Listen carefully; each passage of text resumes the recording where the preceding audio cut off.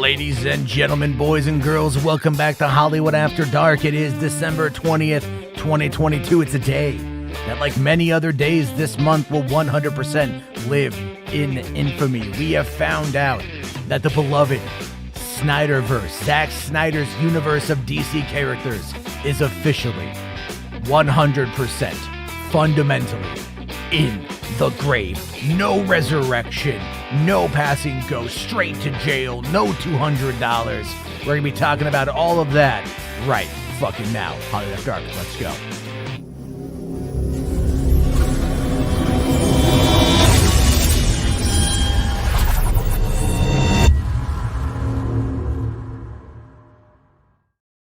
Hey, what's going on, everybody? How you guys doing? Welcome to the party. Welcome to the show. Of course, today it's been another day. My goodness, guys. Holy crap. It's a day that I'm gonna be having a little bit of fun. I'm gonna be poking a little bit of fun. I'm gonna be laughing a little bit, having myself a grand old time. Because you know what? I'm tired of just really coming out and trying to play nice with people, to be fair. I don't want to play nice with Snyder fans. At this point, I look at them as being nothing more than supremely toxic individuals. And you guys all generally know who I'm talking about. You guys know the type of people that I'm talking about. The kind of people that are out there spreading lies, spreading bullshit, spreading hate, spreading negativity, calling people pedophiles, calling people racist, calling people all these things because they disagree over a movie. And here's and again, let me just point this out. Zack Snyder has been silent on the matter. Zack Snyder, who apparently is friends with with James Gunn, my bad, has been silent on the matter.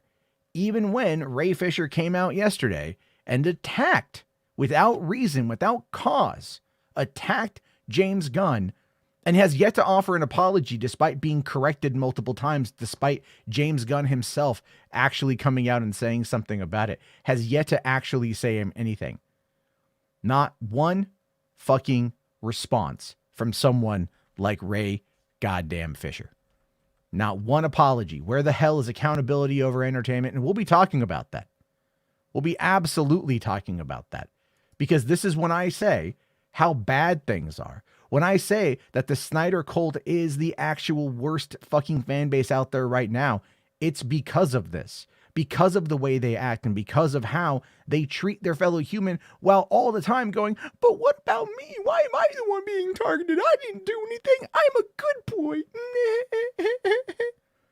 No, they're a bunch of kowtowing, knuckle-dragging, mouth-breathing troglodytes. And I am tired of saying otherwise. I don't need to fucking hold my tongue when I describe bad people. When I describe shitty fucking people, I don't need to hold my tongue. And tonight is a night where, yeah, there's going to be a little schadenfreude. All right. Am I sad that things are over the way that they are? Yeah, I would like to see them continue. But at the same time, I'd rather not see assholes win.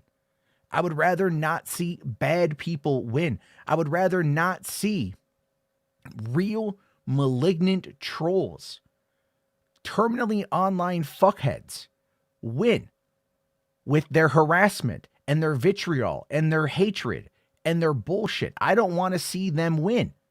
And if that means taking down the fucking ship, then press the fucking button, nuke it from fucking orbit, and let's move the fuck on.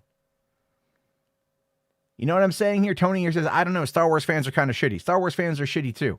But you know what though? Mandalorian came out and everyone got behind that shit. And Mando Season 3 is going to be coming out, you're behind that shit too. But here's the thing, a lot of Star Wars fans have stood up to the shitty Star Wars fans. Snyder fans are too fucking afraid to speak their fucking mind. Snyder fans are always wanting to be the victim. They're always the ones that are sitting there and claiming that they're the oppressed group, that they're just, that the crazy ones are just a vocal minority. When in reality, it is the majority of the assholes that are on social media that are the ones that are causing this fucking shit. And that's exactly what it is, dude. Trust me, people send me shit all the time, not just on Twitter, but on YouTube, on Facebook, on Instagram, on TikTok, and they laugh at all these people. So maybe it's time that we actually finally stand up and just sit and look at them and go, fuck you. You lost because you're dicks. You may not have ever gotten anything else out of this, but now they're making sure that you know that you lost because you're dicks. And that is just the truth. And that's why it's really fucking funny. And that's why I'm going to have a little bit of fun today. I'm going to have a little bit of schadenfreude. I'm going to sit there and point and laugh at them while they fucking sit there and drown themselves in their own tears. But why didn't we get what we wanted? Other fandoms got what they want. I mean, Daredevil came back because the fan base for Save Daredevil was actually chill as shit. They were chill as shit. DC hasn't had a solid plan in years. And now that they've actually got people out there who are trying to run it and they're trying to be upfront and they're trying to be honest with the fan base and they're trying to say, look, certain things didn't work out. We are definitely 100% going to have to go a different direction because we need to make money. We can't keep spending hundreds of millions of dollars on these movies that don't actually turn a profit. I'm sorry. I love the Snyder Cut. I think it's a great fucking movie. It's one of the better ones of 2021, hands fucking down. Magnificent film. Sucks that it's a cul-de-sac, but you know what? They told us that in March of 2021. They told us that. But oh no, what did Ann Sarnoff know at the time? Right? And what we know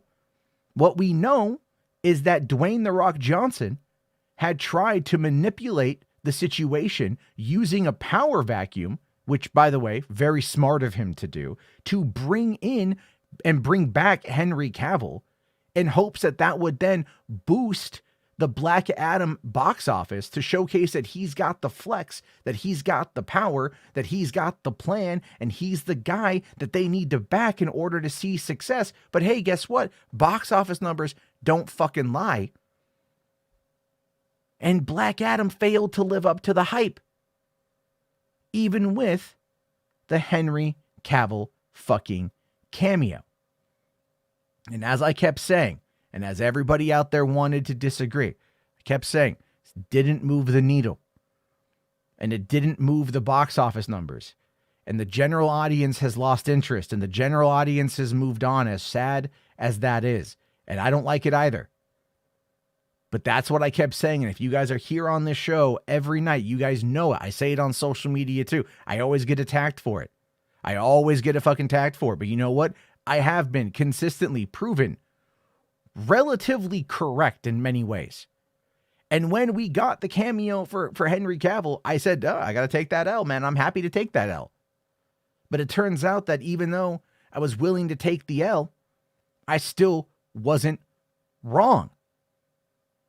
And it sucks because I would rather them bring it all back. Now, Film Goblin here says David Zaslav got reactionary after Black Adam, and that's not good. See, that's not real. See, that's the whole point, dude. He was already reactionary. This is where you're not paying attention, Goblin. This is where a lot of people aren't paying attention. So let's actually talk about that for a minute before we dive in to the articles that we know about today. All right. Zaslav wanted them to bring in, he wanted a head of DC Studios. He wanted Dan Lin. He was negotiating with Dan Lin. They were actually talking with James Gunn and Peter Safran about potentially who to bring in as the head of DC Studios. They even, according to that New York Post article, they were even going to Todd Phillips, begging Todd Phillips in order to get him to take over because they needed somebody to run it. Pam Abdi and Mike DeLuca were co-chairs of Warner Brothers Picture Group. They're not overseeing DC films as well as a full-time thing. That is the whole goddamn point. They were not doing that. Their job is to make sure that Warner Brothers, as a whole, as a studio, can continue to put out content and make money. Not everything at Warner's has to do with DC. But again, these terminally online people do not understand that. And so by going to beg Todd Phillips, which would have been a bad idea. I love Todd Phillips, but let the guy create. You need a producer as well as a creative to oversee things. And when Black Adam came out and it failed to ignite the box office in a way to prove that the hierarchy of power had changed in favor of Dwayne Johnson, they instead decided to bring it to James Gunn and Peter Safran, who probably promised to right the ship, to correct course, and to do it in a way that was the most cost efficient. And again, as I keep pointing out, and as I keep getting proven right, as these contracts continue to expand with these actors get more money. That's perfectly fine. That's business. And in the case of Henry Cavill, it's entirely probable that he wanted more power over how Superman was portrayed, similarly to how he wanted more power over at The Witcher and was denied that and then chose to leave. It's about power. Now he finds himself at the head of the Warhammer cinematic universe very quickly, I might add. And it's exactly where he wants to be because he's now in charge of that. Yes, James here brings up a great point, but the stock market crashed yesterday. The stocks crashed. Oh my gosh. No. I heard that too, buddy. You know I heard that too. Right? A lot of people out there. But James Gunn tweeting it's going to be hurting stocks. Yeah, well, this was another image that I posted yesterday. Look here. You've got Warner Brothers Discovery, Walt Disney Co., Apple Inc., and Microsoft, and they're all losing money. They're all having their stock prices go down. That's the situation here, folks. That's where things are. All right? But when you've got people out there who have nothing better to do besides manufacture and just try to will things into existence because they do not understand how the industry is run, but in any conceivable fashion. And I do get shit wrong myself, but I at least have a better fundamental working knowledge of how things come together. All right? That is something that I do know. And when you talk about how these contracts and how these deals work out, and if you listen to people who might happen to be a part of a particular L nation, you got to just drop the first two letters off of that now because it's L after L after L. It's just L's nation, folks. That's all it is. All right? It's fucking stupid to sit there and to act the way that these guys are acting. And so, yes, their disgusting behavior. At the end, who knows if it actually hurt them? I don't know. But today, we're finding out 100% that shit's fucking over. Shit is fucking over. It's dead. It's done. It's in a ditch. It's decomposing. If James Gunn is a serial killer, then he fucking Ted Bundy'd their ass by dismembering them and dissolving them in barrels. I'm using a lot of D terminology, folks, because that's where it is. Anyway, Tales from the Hood TV here says, thank God Gunn is cleaning house. You know, I mean, again, man, look, I like the actors. I very much like the actors.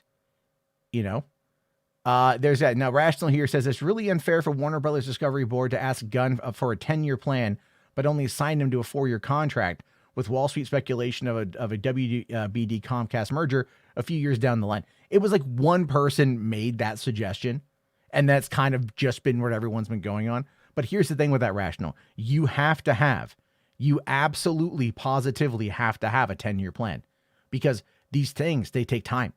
You have to have a plan of where you want to go. You have to develop those plans. You have to make sure that as you're producing these movies, that if things need to be retconned or altered or changed, that you can make those adjustments without overall disrupting where that plan is going, because that is what you are building towards. If you don't have an end idea in mind, an end point in mind, a finale in mind, then how can you write a story? How can you write a story at all? So having a 10-year plan, even though they're on a 4-year contract, doesn't mean they're out in 4 years. And even if the company sells to fucking Universal, do you think Universal might sit there and go, well, we just want to bring in our own people and reboot? It's a possibility. But at least if that part of it is profitable, they're probably not going to do anything.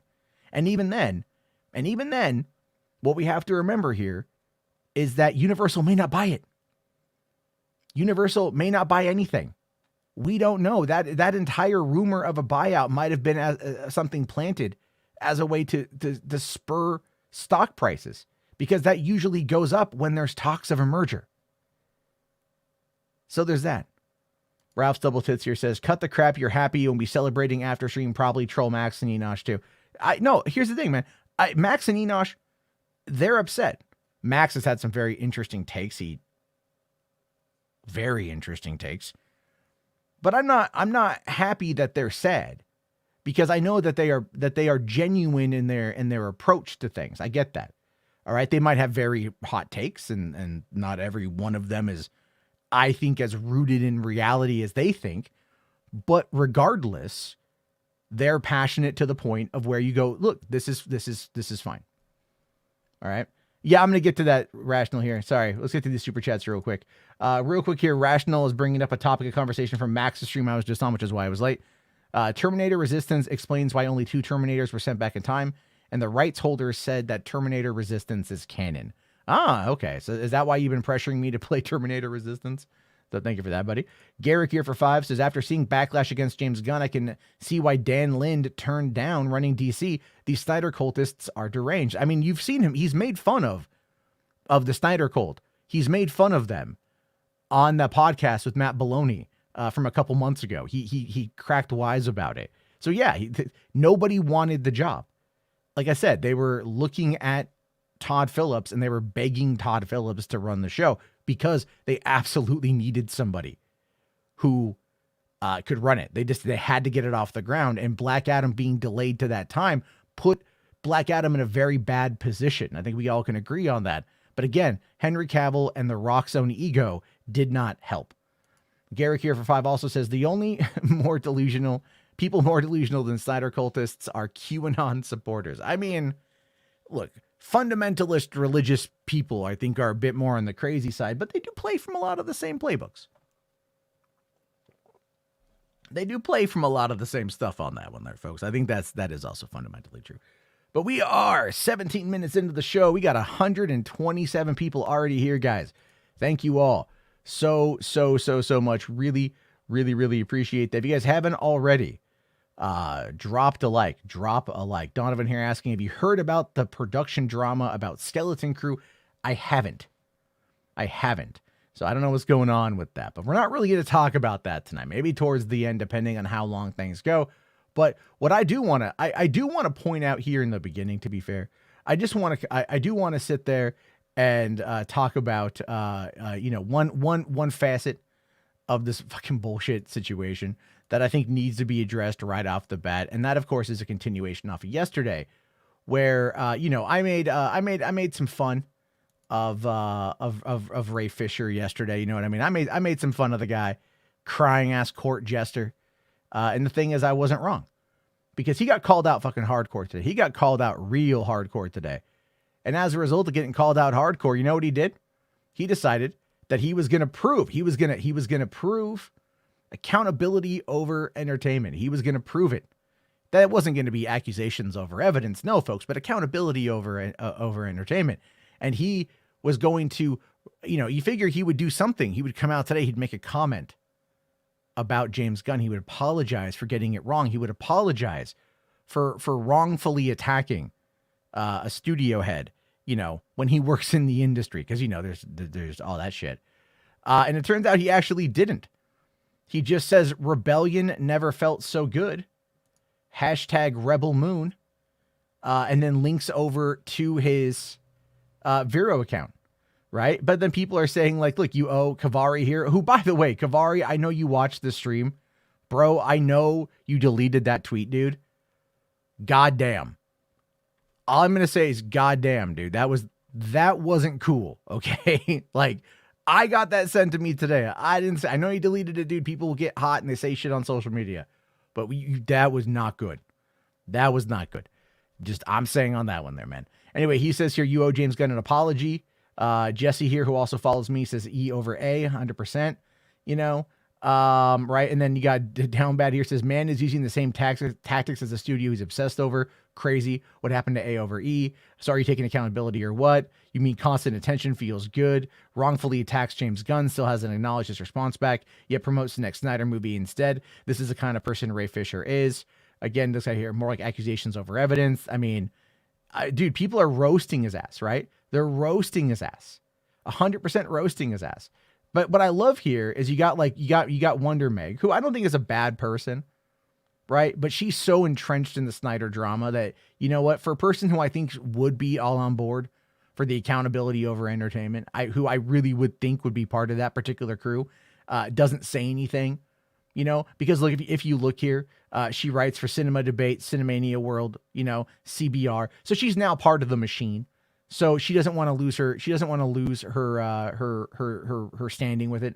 In my professional opinion, my personal opinion on that one.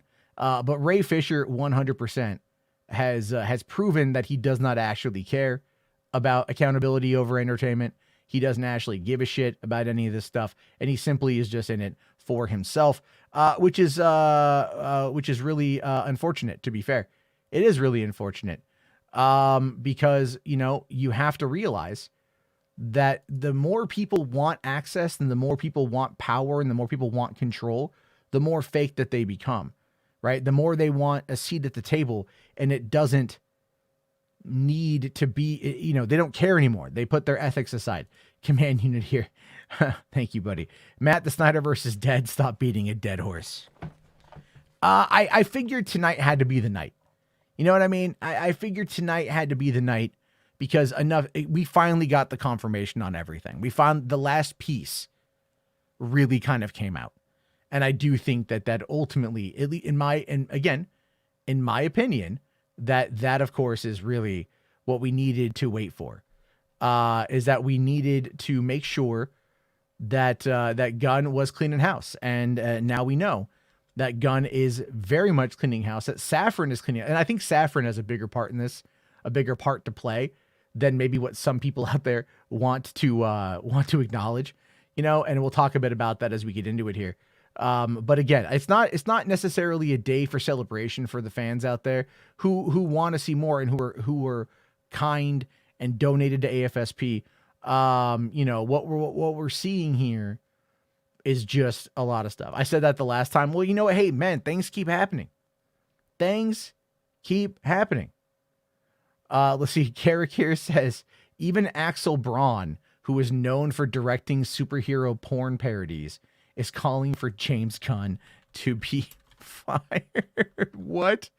I didn't know that. He's, let me see his Twitter account here. Wouldn't be surprised if I'm blocked by him. Is he doting dad, car enthusiast, most awarded porn director in history? Okay. So he says, and this is just a couple days ago. I'll bring the tweet up on screen here. All right, like this, you know, listen, this is the kind of guy who puts anal beads in chicks' butts for a living. I don't know how much of that I'm going to take as just like a call out or whatever, right? On a judgment perspective. And I'm not judging sex work, really. I'm making more of a dick joke there. But still, what we got here is he says, the number one rule of any comic book adaptation is give the fans what they want.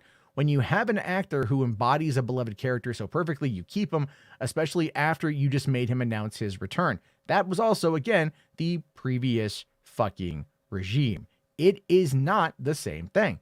It is not the same people.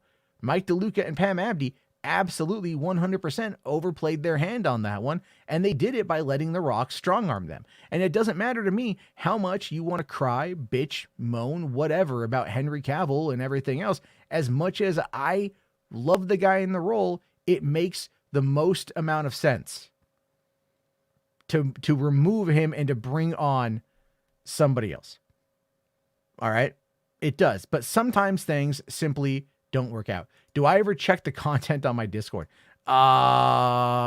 Usually no, but if people tell me stuff is there, then yeah. If you tell me you've got stuff there, you know, then let me do it. Or, oh, okay, Max is going insane. Yeah, I heard that there was an intervention on Max's stream. I was actually watching Scooby-Doo with my kids, the 2002 movie. And the reason why is, and I talked about this a little bit on Twitter. I got a call a couple hours ago. One of my oldest friends died today.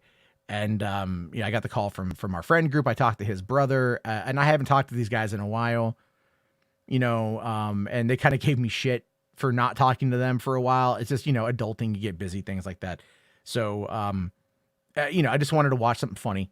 And so I was doing that. And then I was already kind of in a bit of an emotional state. So I didn't want to like stop what I was doing and go and jump on Max's stream during an intervention and you know, get emotional and shit. But yeah, my friend, I'll tell you this. Let me just put this out there. He was 42, just turned 42, a couple months ago.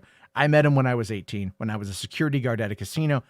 We had a mutual, I met his friend who worked as a counter in the soft count room, which counts table games. I was a security guard. One day she invited me to go hang out with her and her boyfriend, who after work. And I was like, all right, I didn't really know a lot of people at the time. I'd only been out of high school for like about 8-9 months. So I was like, all right, cool. So I went over there and that's where I met him. His name was Brian. He was asleep on the couch and we ended up watching like Cruel Intentions 2 that day.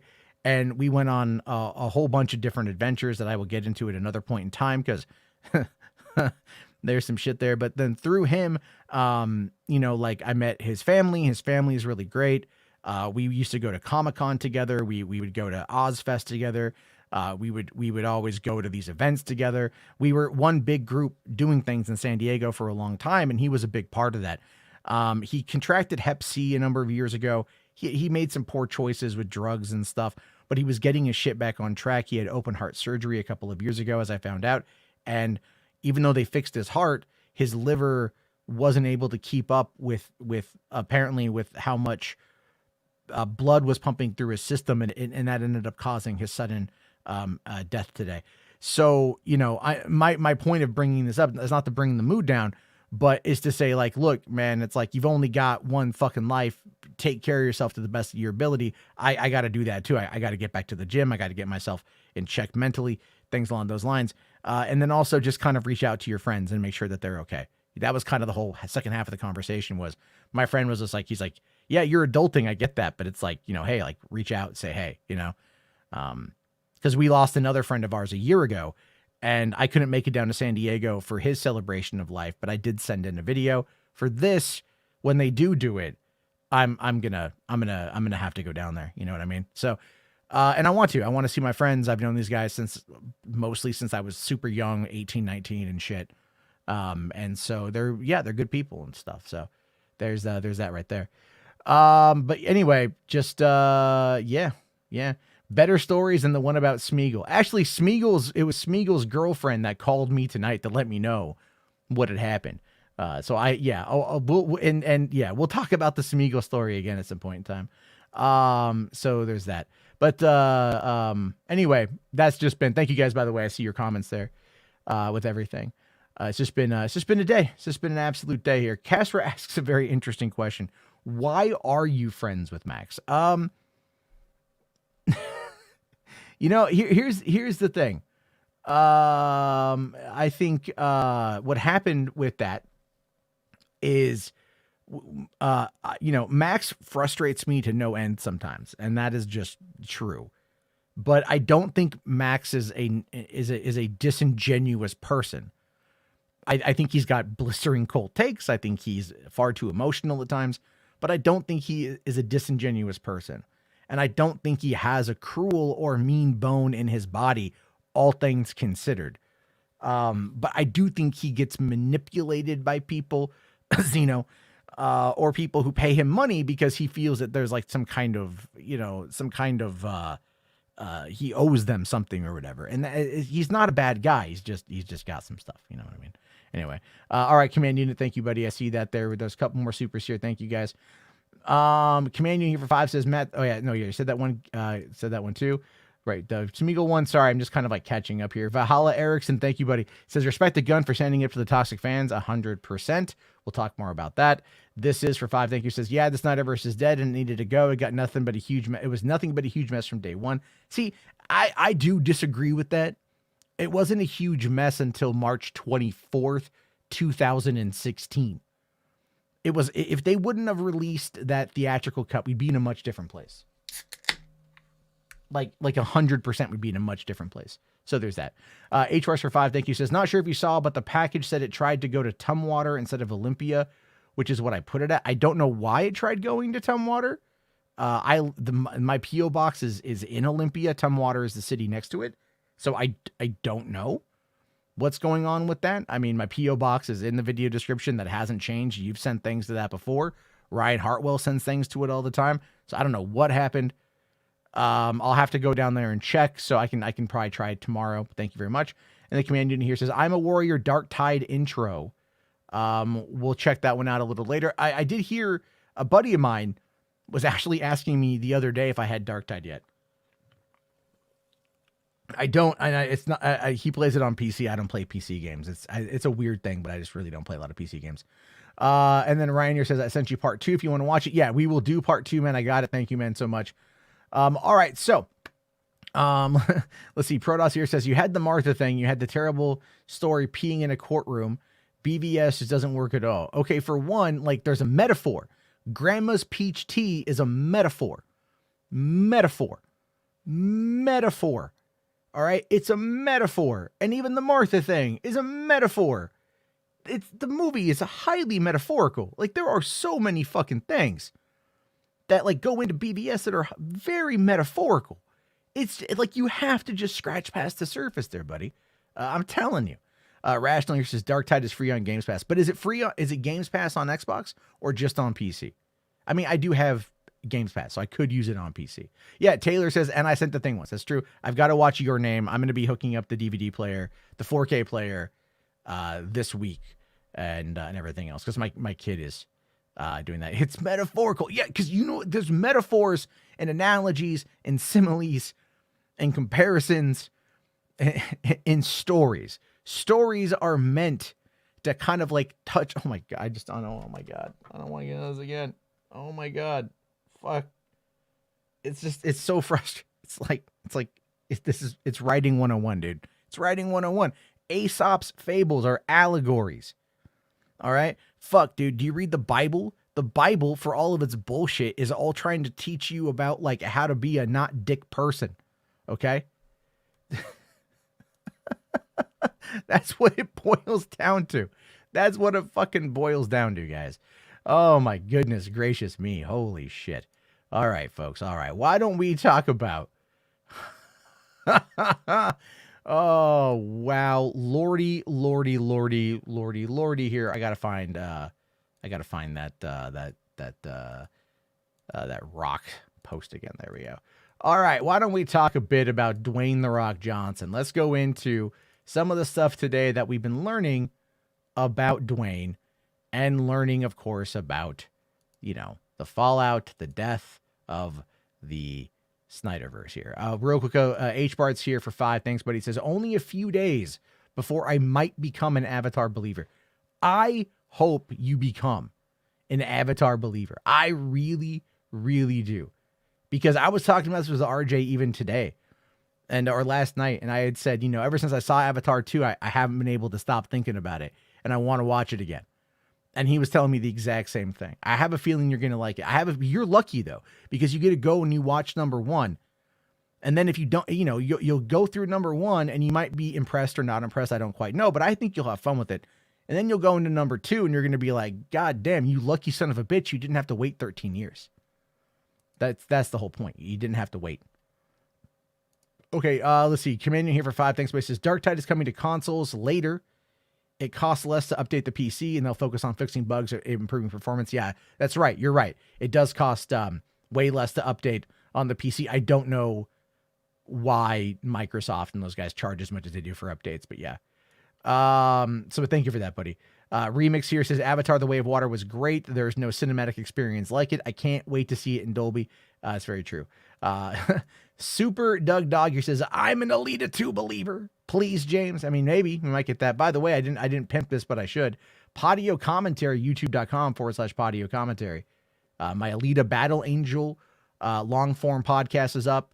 But I tell you guys this, it's been very validating and very awesome that I've been getting as many nice responses as I have. I've had people message me telling me how much they enjoyed the episode. It's great. I was actually really nervous bringing it back because it is just me and I am just trying to convey my thoughts on stuff, but I really appreciate everybody who listened to it. And that's over on Podio Commentary as well as anywhere you get your podcasts. So thank you guys a lot. Also, hashtag Alita2 100%. We need to get that shit. James here says, check out the Avatar 2 review on small screen tomorrow. Oh, James. All right, and then we'll bring on James in a few minutes. He's asking to come on here. I like James quite a bit. I think he adds a very unique perspective to the show when he comes on, and he's a lot of fun. Let's see. Momoon here says hashtag Matt hates Dwayne Johnson. I don't hate Dwayne Johnson. I just enjoy seeing a lot of stuff happens. Taylor here says Alita is on sale to buy digital on Amazon for $5. Yeah, he was sending me that today. I think Dread was on there cheap as well, and I know Taylor bought it again. That's how big of a Alita fan that he is. So thank you for that, Taylor. Garrick here for 5. Thank you, man. Says, why I want Cameron to make a BioShock movie. You know his take on Rapture would be epic, considering his fascination with deep sea diving. I agree that I think from a pure, like, filmmaking spectacle perspective, that would be great. But from the way that Rapture was created, and Andrew Ryan created Rapture. I think that's who created Rapture. It's been a long time since I played it. But the whole "Would You Kindly" thing, which is such an epic mindfuck. All right, such an epic mindfuck. I kind of want Zack Snyder to do it, if I'm being honest with you. I kind of want Zack Snyder to do it. I just feel like the Ayn Randian approach to Rapture would be very interesting told through the lens of Zack Snyder versus someone like James Cameron. I think on a pure technical level and just a cinematic level, Cameron can nail it. But I think for a deeper, more philosophical / political, like ideologically driven film, even if you don't agree with what they were trying to do, but still that's very heavily part of the story, I do think Zach would probably do it better. I'm just saying, like, I would want someone with that particular mindset, right? I think Cameron would try to turn BioShock into like a pro-environmentalism movie.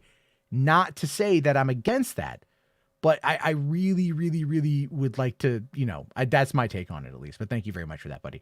And then also Command here says, put a small screen banner to save time. Speaking of that, we've got James from Small Screen. Hey, maybe I should put a little small screen banner sponsored by Small Screen. Put that up there. No, right? Not sponsoring you. He's like, we don't want to get canceled. That's where you're at right now. We don't want to get canceled. How's it going? It's going okay. It's been a shitty day. It's been kind of a shitty evening, I should say. How come? Yeah. Sorry to hear. Yeah. Oh no, it's unfortunate, but like, I just, what sucks though is he was actually his older brother lives like 30 minutes from me, and he was here a few months ago, and I talked to his older brother, and we were supposed to get together, but it just didn't happen. And and then he dies, and I'm like, because he was gonna also come back up next month. I found out, and I was like, god damn it, it's just been a shitty year. Yeah, I feel like I'm losing like one friend a year now, and it's just I'm like, oh my god, like stop dying, you bastards. So what happens when you get up there? Yeah, there's a great line in, I want to say it's in the movie, oh god, Waking Ned Devine. Did you ever see Waking Ned Devine? Oh, maybe. Okay, Waking Ned Devine is a late 90s Irish film. Or Scottish. I think it's Irish, I know it's right? about, I just can't remember if it's the lottery. The guy wins the lottery and he dies. Ned Devine wins the lottery, dies. His friends go to check on him. They find that he's dead, but they find that he's got a winning lottery ticket, and they decide to cash it in. So one of them has to pretend to be Ned Devine. And eventually the whole town catches wind of what they're doing. And they have to they have to kind of get the whole town in, and everyone gets a share of the money, right? Sort of thing. But I think I think that's the movie where I heard the line, that you get to a point in your life where God stops giving and starts taking away. Yeah. Maybe it's something else. It was like maybe the opening of a film somewhere down the road. It might have been that movie. But anyway, if you haven't seen Waking Ned Devine, I cannot recommend it enough. It's such a good movie. I'm currently rewatching Sopranos in my spare time. That seems like a chore. I just watched the episode where Junior Soprano goes to all the funerals so he can get out of the house. I honestly, I never saw the show past season 1. Well, I didn't. Well, we had HBO for a little bit, and then we didn't have HBO.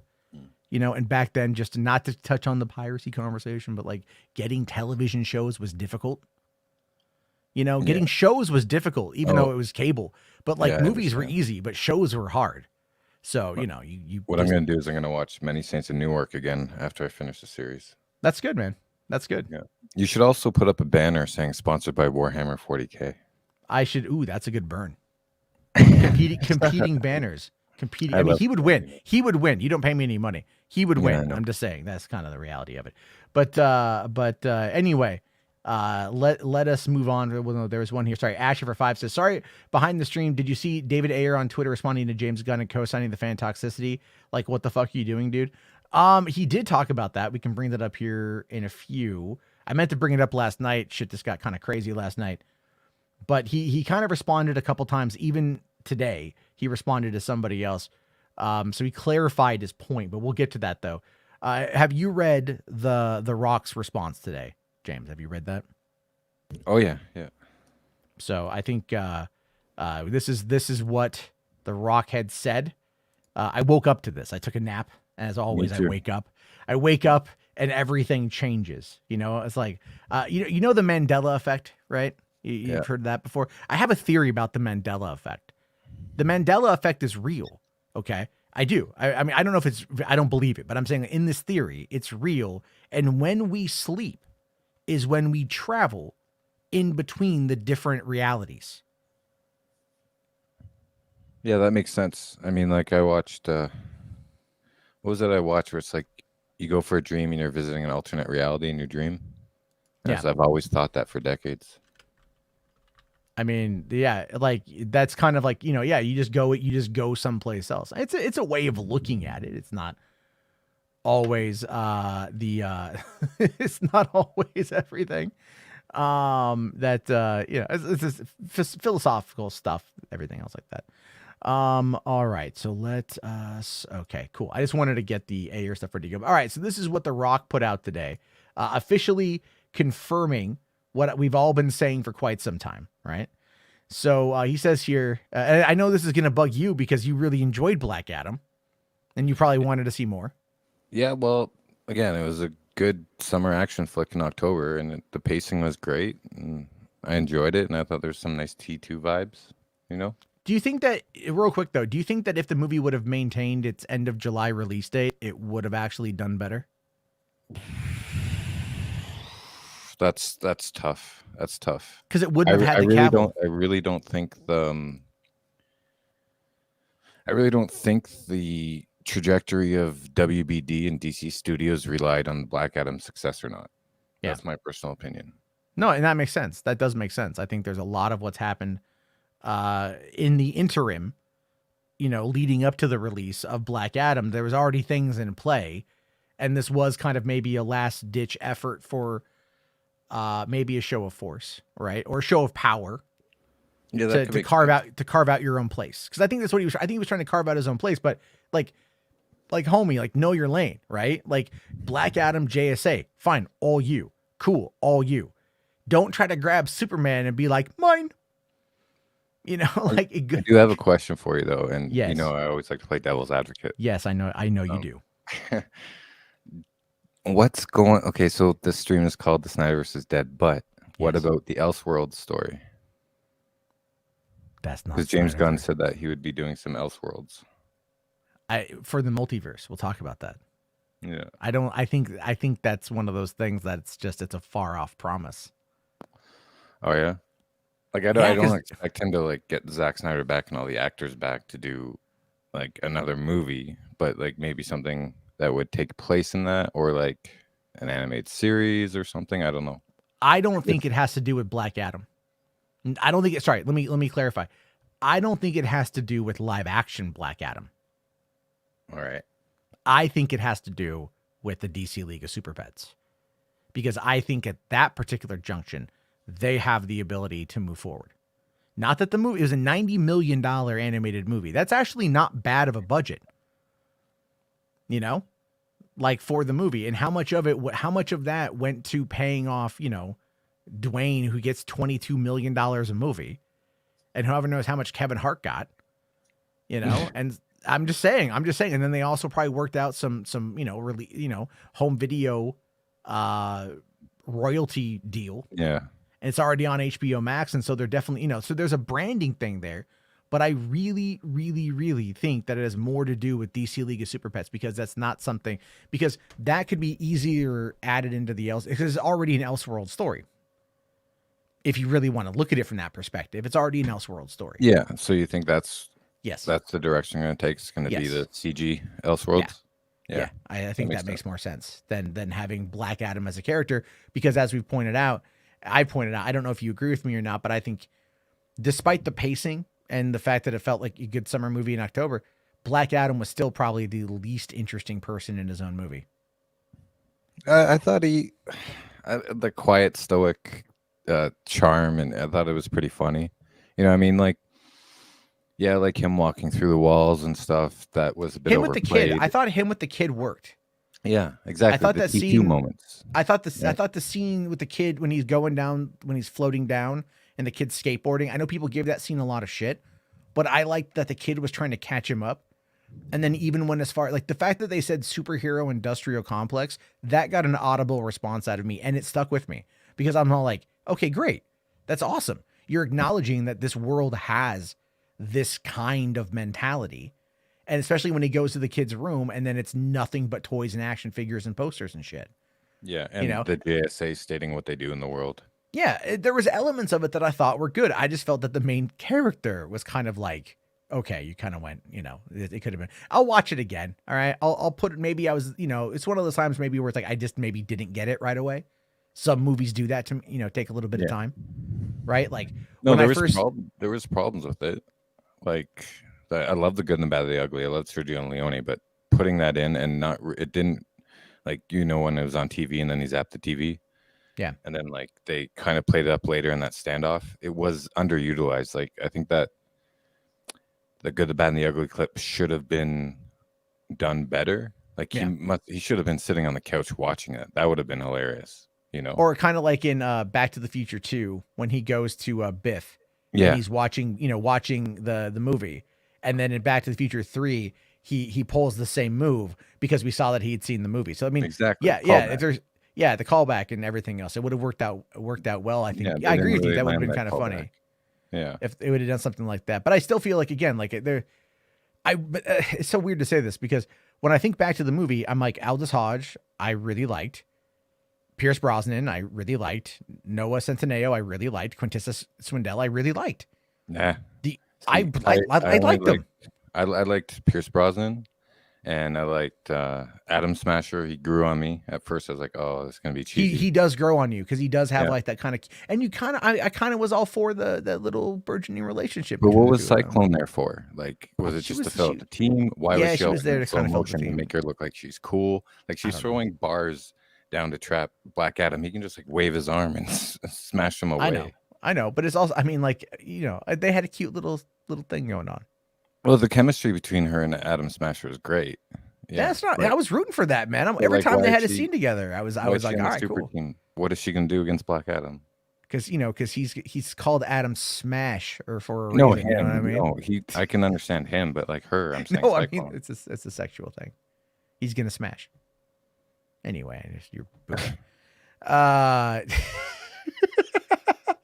No, I get it. No, that's a valid point. That's Cyclone was very heavily criticized by a lot of people, even people who enjoyed the movie, because they thought the same way as you, right? Well, why is she there? And I was all like, I don't know. I mean, I thought it was fine. Like, you're something to do. Watch X-Men 3. Like, why was Angel there? And even X-Men Apocalypse. Why was Angel there? Yeah. It's like, just, you need to throw a character. Who do we got and what can we do? Sort of thing. When I got this sent to me, when I woke up, I also went for a nap and I woke up and this was sent to me, the Dwayne Johnson post. And thank God it wasn't after we recorded a podcast again. It's like every time I record a podcast, it just breaks. But the first thing I thought, and H. Bartz makes a good point, this is what I thought, is like, wow, he actually plugged his tequila in it.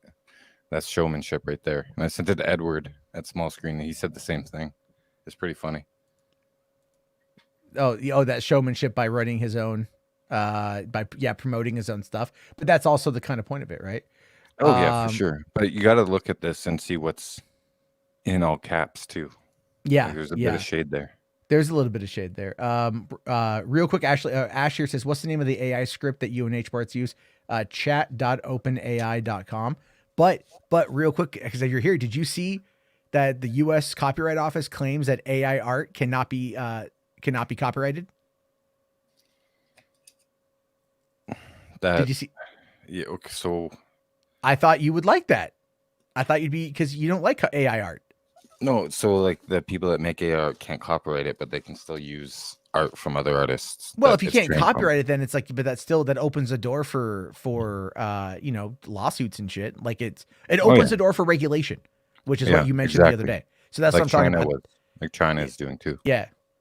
I mean, I enjoy watching the creation of AR. I think it's fascinating, but it's like I would never sell it. I think that's weird. Anyway, that's just, I thought that was interesting. Yeah, Ryan here says a majority of artists are speaking out against AI art. That's true. That's true. But it's just, again, that's a step in the right direction in regards to regulation. So we have that. But all right, let us talk about this here. The Rock says, my passionate friends. I can't do the voice. I wanted to give you a long-awaited Black Adam update regarding the character's future in the new DC universe. James Gunn and I connected, and Black Adam will not be in their first chapter of storytelling. However, DC and Seven Buck have agreed to continue exploring the most valuable ways Black Adam can be utilized in the future DC multiverse chapters. James and I have known each other for years and have always rooted for each other to succeed. It's no different now, and I will always root for DC and Marvel to win and win big.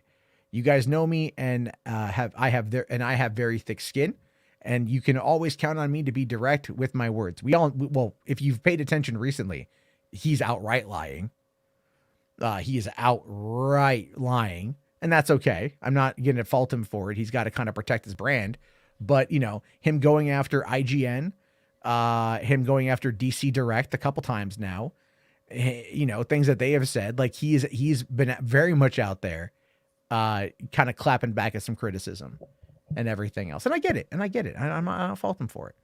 And then he goes on here to say that these decisions made by James and DC leadership represent their vision of DCU through their creative lens. After 15 years of relentless hard work to finally make Black Adam, I'm very proud of the film we delivered for fans worldwide. I will always look back on the fan reaction to Black Adam with tremendous gratitude, humility, and love. We did great. To my very passionate and vocal Black Adam / superhero genre fans, I love you, thank you, and I will always listen to you and do my best to deliver and entertain you. What a hell of a month. Now we all need some Terramana. Have a productive week and happy holidays to you and your families, DJ. Now, you said what he highlighted there, but there's also something I've noticed that's missing, James. Did you catch that? There's something removed from this. Omitted. Go ahead. Look at the top paragraph, the top line there. Right? James Gunn and DC leadership. Who's he not mentioning? Saffron. Oh, yeah, that's peculiar. A little bit, right? A little on the peculiar side. Why not mention Saffron? They're friends, aren't they? They produced movies together, didn't they? Yep. Now we're starting to see a little bit of what the Trouble in Paradise is. So that to me is the fascinating angle to it. Because everyone's talking about Gunn, but no one's talking about Saffron. Saffron has a say in all this shit too. Yeah, that's what I've been thinking the last couple of weeks. Just Gunn's being the front man on social media. Yeah. He absolutely is. So what's your take on the Terramana bit there? Well, why not, right? He's always plugging that no matter what. Yeah, so he thought. He goes on a talk show. He brings a bottle with him. He's an Instagram post. Boom, it's there. No matter what he's promoting, he's also promoting that. So and Zoa as well. Yeah. Have you seen? Did you watch that little promotional video he did for DC League of Super Pets, where they did a screening in LA, and they had they had like snacks provided. They had snacks for the kids and like popcorn and drinks, and Terramana for the parents. No. Yeah. He's literally doing an animated kids film, and he's like, "Let's get the parents fucking drunk." And I thought that was brilliant. I was like, "That's great, dude." If you want parents to like you, provide them with tequila. I've never tasted Terramana. I don't know if it's any good or not. I've had Zoa one time, and it spiked my blood sugar, and I was like, "Nah, I'm good, man." I had their zero sugar kind and it fucking wrecked me. I'm like, I'm not doing that again. So it's really funny there. Hold on. Ralph's double tits here says mountain out of a molehill. Bullshit. Bullshit. If you think about it, The Rock also never congratulated James Gunn. This is the first time he's mentioned James Gunn in almost 2 months. He hasn't said anything about James Gunn. I like the part where in all caps it goes, always listen to the fans. Yeah. Yeah, I know. I know. That's some shade there.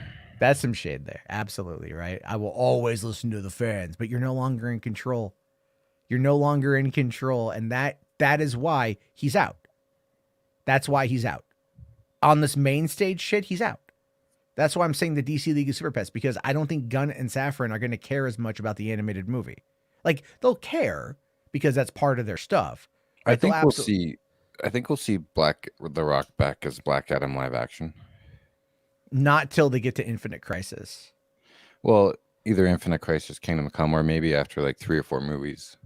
Like, I don't. Yeah, but that's way down the road though. But see, by then, because he's over 50. Yeah. All right, and I know. Look, I mean, even Zachary. Did you see Zachary Levi today?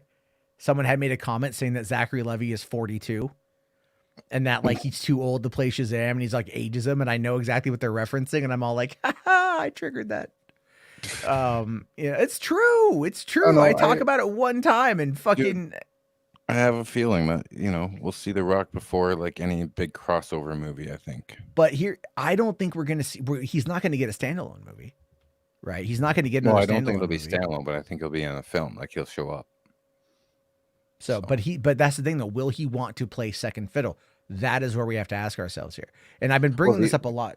The other funny thing in that post that he wrote is he also mentions Marvel too. So like maybe that's like, hey, the door's open, Kevin, come call me. Let's see here. Did you notice that? But the reason why I think we'll see Black Adam. DC and Marvel. Oh yeah. Oh no, there's been a lot of speculation about that. Yeah. But the reason why I say that is because James Gunn replied to that and said something like there's plans to have Black Adam in the future. So. I'm looking for that response right now. Because I still have it brought up here. Let me see here. I'll have to. All right. Let me go and look on James Gunn's page. Not that I haven't been looking that up a lot recently. It's been like, I've been like, oh, what's okay. So he says he quote tweeted it, and he said that where's that out there? Okay, love The Rock, and I'm always excited to see what he and $7 do next. Can't wait to collaborate soon. Yeah. So, he and $7 again, what he and $7 do next. It's DC League of Super Pets, man. It's DC League of Super Pets. It ain't Black Adam. All right, like he's something else that he wrote too. Maybe. I'm looking. You can move on. Okay. I'm just kind of looking through here. What his tweet replies are. Nope. Oh no, here we go. Here it says, "Are you open to producing any Elseworlds DC projects that aren't set in the DCU?" And he's like, "That's actively happening." Yeah. Now, but that could mean the Joker 2. Because he is at this point now going to be overseeing that to get it over the finish line. The Joker 2 and Pattinson's Batman. And yeah, so that could be, I mean, again, like that's kind of what that could actively be. We don't know, and it could be anything else. Red Sun would be cool. Oh yeah, Edward sends his love, by the way. He told me a message. Hey, what's up there? What's going on, Edward? How you doing, buddy? You got to give it to Dwayne, even when he's saying that he's basically not going to be playing Black Adam anymore. He still manages to promote his tequila. Hey, we're all good with that. Like, that's nothing wrong with that, Yeah, I come on here and plug small screen all the time. All the time, Edward. You got to get him to stop, man. I'm telling you. Which, by the way, I'm currently editing the Avatar 2 review that Edward just did the voiceover for, and he wrote it. And it'll be up tomorrow, so go watch it. Nice. I, spoiler alert. Did you like it? Fine. I'll wait. Edward, just DM me on Twitter. Let me know, buddy. There we go. Heart. There we go. Gotta love Edward. Edward's a solid guy. I've actually defended him quite a bit to a specific person, who keeps trying to like toss you guys in with other people. And I'm Oh, yeah. like, no. I'm like, Edward's a good dude. Edward's a good guy. You got to like fucking back off that shit, you know? Now you're So gonna make Edward's brain go crazy. I can tell him later on. It's fine. He could like DM me on TikTok, Edward. We follow each other. Mm. Anyway, so Gunn here also was asked, "Hey James, you and Peter must be having tons of fun planning out things out for the DCU. Were there any of the animated DC shows like Justice League Unlimited and Young Justice an inspiration for you in planning out this universe?" And he says, "Definitely." And I mean, like I saw people saying that today that he's going to be heavily inspired by the Bruce Timm stuff, and that has if that is true, then that has a lot of people. I think rightfully excited for that, to be fair. Well, yeah, the Justice League Unlimited had so many different characters, like JLU's after the Justice League cartoon, where it was just the core Justice League, and then Justice League Unlimited, they had like Wildcat and like so many different characters. I kind of see that that's how this universe is going to be going for DC Studios, and I think that makes perfect sense. I know some people said, "Oh, he's talking about animation," but no, he would have addressed that he was talking about animation. But like the scope of that JL Justice League Unlimited universe is probably what the DC universe is going to be like. That's my feeling. Yeah. I think I mean, I'm excited to see what they do with it, but at the same time, I'm also like not overtly speculating in my own brain. Well, yeah. Because I just kind of want to be surprised and shit. Like I feel like that's one of the bigger problems with comic book stuff right now is like, it's just like we have to know everything going into it, and I'm like, I don't want to know. No. I was talking about this on Max's stream. Like, Violent Night just hit VOD today, right? PVOD today and everything else. And it like that was a movie I went in just having seen the trailer, but I didn't really know much else about, and I had a blast with it. I was like happily surprised by the violence in the movie and what we got to see. And then like even going into like Avatar 2, there was spoilers going around for a couple of days. I was thankfully able to ignore them, and I got a very satisfying experience. So yeah, there's movies and TV shows I go in blind for, and like, but I always say, I don't know if I've ever told you this, but I always say like, just wait and see what happens before you judge anything. Yeah, that's why like everyone's like, Gunn hasn't announced, but he's been in there less than 2 months, right? Yeah. And we talked about this on the podcast, and Sean McLaughlin, our co-host, he's actually producer of Batman Beyond and Justice League Unlimited, and worked at Warner Brothers. He was like, he's probably still picking out his furniture, and figuring out what pictures to put up on the wall. Yeah, this stuff doesn't happen. It doesn't happen overnight. Yeah. It takes time to get there. So like they've been working on it, and you're right. There's a lot of that though. But then we can get to the real quick to the David Ayer stuff, because Ayer responded yesterday to James's post. I just found this here. It says, "I always saw the negativity as a testament to the power of these characters. There's something deeply mythological in them that ignites passion on both sides." And a lot of people saw that as him supporting the toxicity, like kind of supporting it and everything else. Yeah. And I didn't really buy that at all. It's a very interestingly worded statement, but like Ayer's always positive. It's safe, yeah. But you got to agree, like Ayer is always really positive about this stuff. So there's really like, I never looked at it as being something that was negative. And then, he responded to this article, and he says, "Sigh, no, just no. Praising negativity, absolutely not. Look, I get it. You need to pull eyes to your articles at Rider Wild headline. That's the game. But on no planet do I control hate. Do I control hate, trolling, toxicity? Can everyone just play nice?" And like, again, that's kind of how I saw it with him, was very much the notion that he is just like, no, let's just get along and let's just be good about it and everything else. Thank you for letting me know that we're at the 1 hour mark, Ryan. It will probably run a little longer today, but the kids don't have school tomorrow, and I don't have to go to the store. So that was last night. That's why he was giving. Because I try to keep it. I try to keep it around 90 minutes, right? And everything else. We can go a little longer tonight because there's a lot to talk about. But like, like last night was like 3 hours, and I still had to go to like the faraway store to get what I need. So I was like, God, I didn't get home till like 2:00 in the morning, so I was very tired. Anyway, so all right, a couple quick supers to get to here before we go on. Okay, see, Rational says I DM'd you a short video. We can check that out there a little bit later.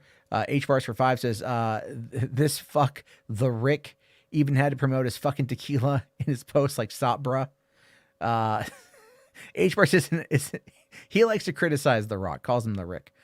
And then Garrick here for 5 thanks you says, so what's up for The Rock now, considering his passion project bombed and won't get a sequel? Is he going to come crawling back to Fast and Furious? That's a question. I don't see him doing it, to be honest with you, but I see Vin Diesel turning up the pressure. And I also see The Rock being very heavily on the phone call with Sony, like, hey, let's get the third Jumanji movie off the ground, because it has been 3 years. And I mean, look, even though the second Jumanji earned less money than the one from 2017, it still did, like, I think like 700 mil or something like that. You know, it wasn't a bomb.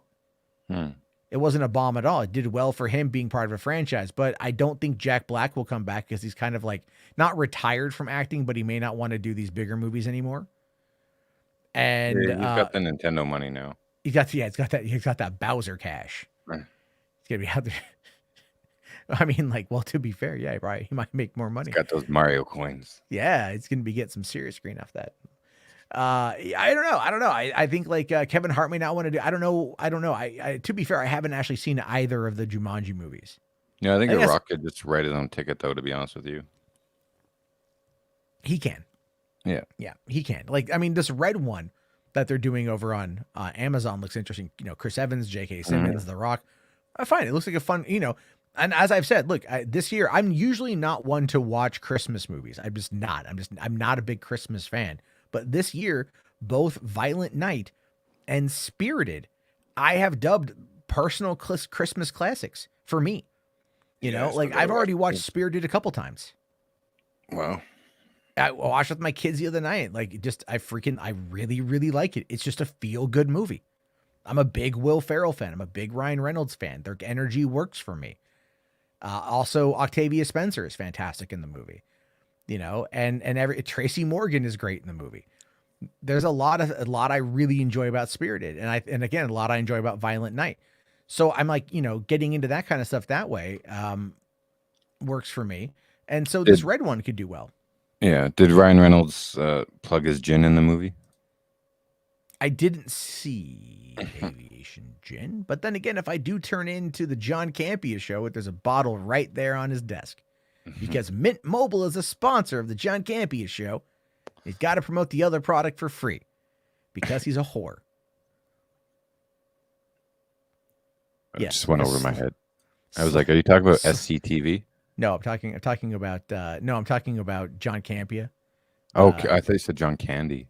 Oh no. Why would I ever talk ill about John Candy? The man was a national treasure. Thank you. Both. I don't mean the Great White North, buddy. I know he came from there, but we adopted him. Okay? We adopted him. We adopted him. All right. The fact that he's in a movie where he says, you know, all I said about Canada was the beer sucks. Yeah. That's it. Well, I love that fucking movie. Because it's irony. I understand. Yes, yeah. I get it. Don't go there with me about John Candy, man. Oh, am I attacking your Canadian sensibilities, eh?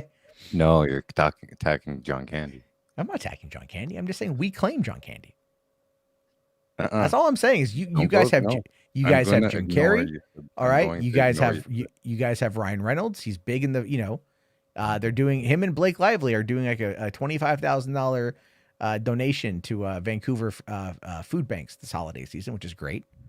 You know, he's stoutly Canadian. $25,000. All right, you know, yeah. But you know, you guys do have Bryan Adams, and I know you've apologized for that on multiple occasions. You know, tell me you get that reference. Yeah. Justin Bieber. That's all you. All right. You know what? YouTube is a global thing. I blame you. Okay? Tom Green. No, we don't talk shit about Tom Green in this household. No, we got to get my friend on here and we tell stories about our days with the Tom Green crew. I like Tom Green. I don't like Freddie Got Fingered. I really don't like Freddie Got Fingered. Yeah, same. But I do like Tom Green, and I do follow him on Twitter, and I like a lot of his stuff, you know. Yeah, I But told you we used to hang with him and stuff. It was a lot of fun. yeah, You know, Jim Carrey went to my high school, and his sister used to drive the bus, the city bus I used to take to school all the time. oh, nice. Yeah, so just get on the bus, be like, "Hi, Miss Carey, how's your brother doing?" It was pretty neat. The Caitlin Olsen from Sweet D from It's Always Sunny in Philadelphia. Never watched it. We actually went to the same high school. Cool. She graduated years before me. Her and my cousin were in the same class.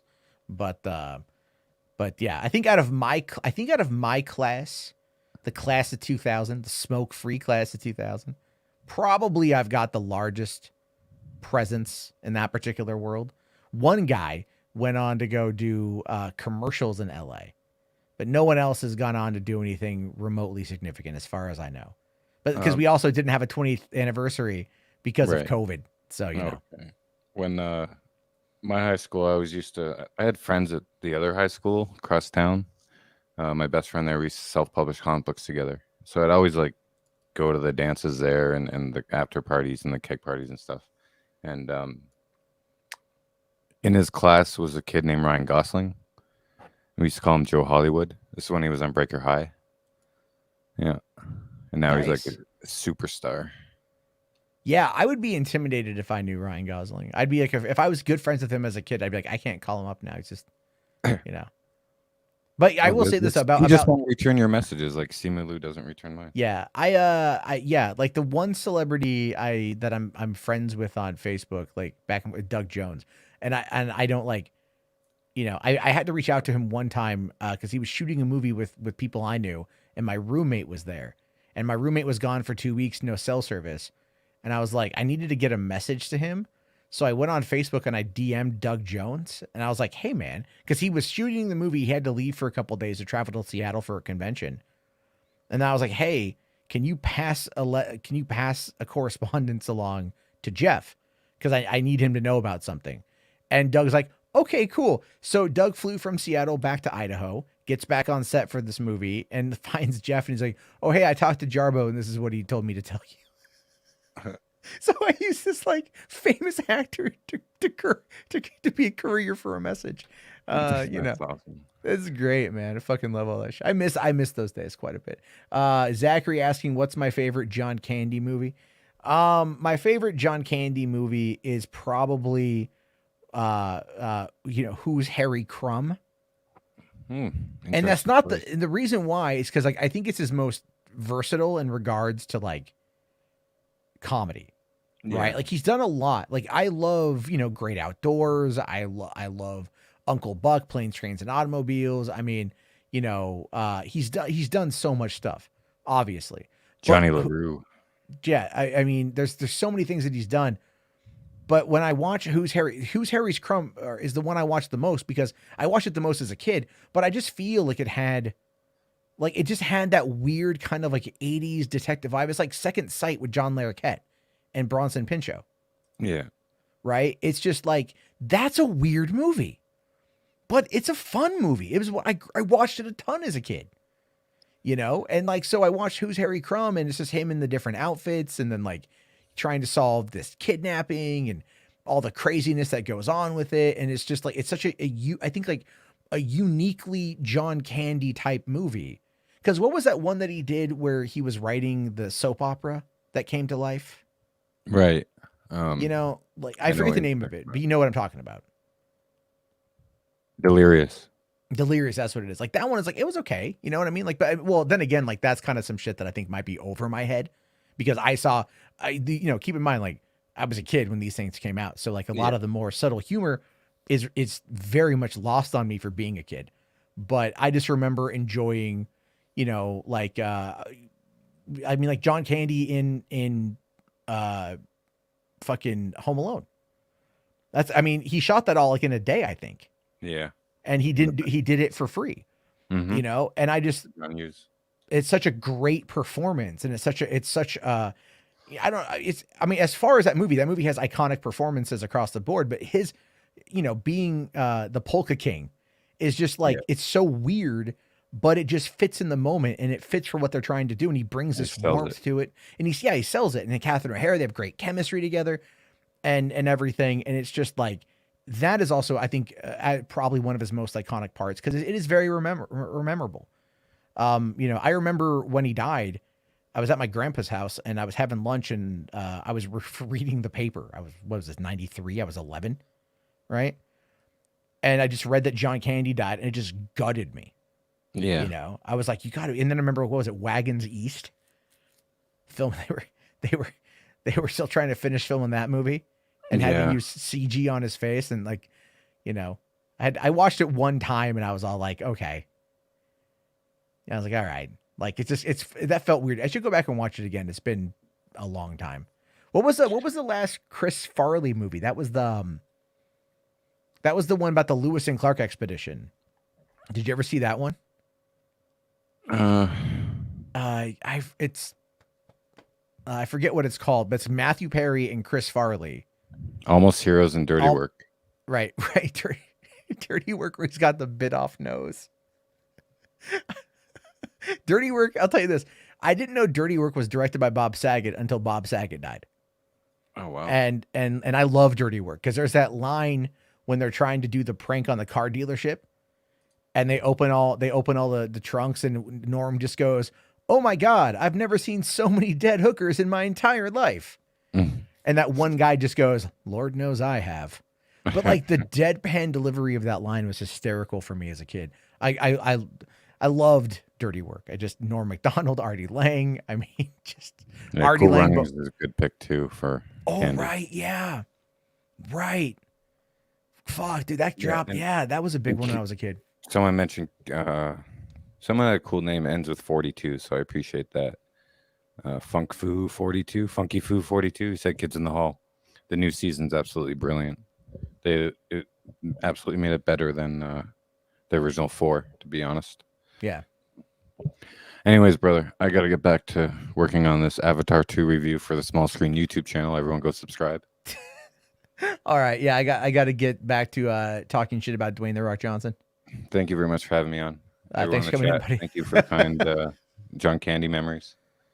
Always good. Always good. And America claims him. Canada can't have him anymore. His memories here. Where is he buried? Where is he buried? That's the question. Where is he buried? I don't know. Here or Canada? I don't know. Yeah, so we got to find out. Yeah, look it up real quick, because I think he's probably buried here in the States.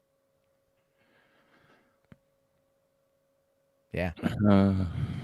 He is at Campbellville, Ontario. Fuck.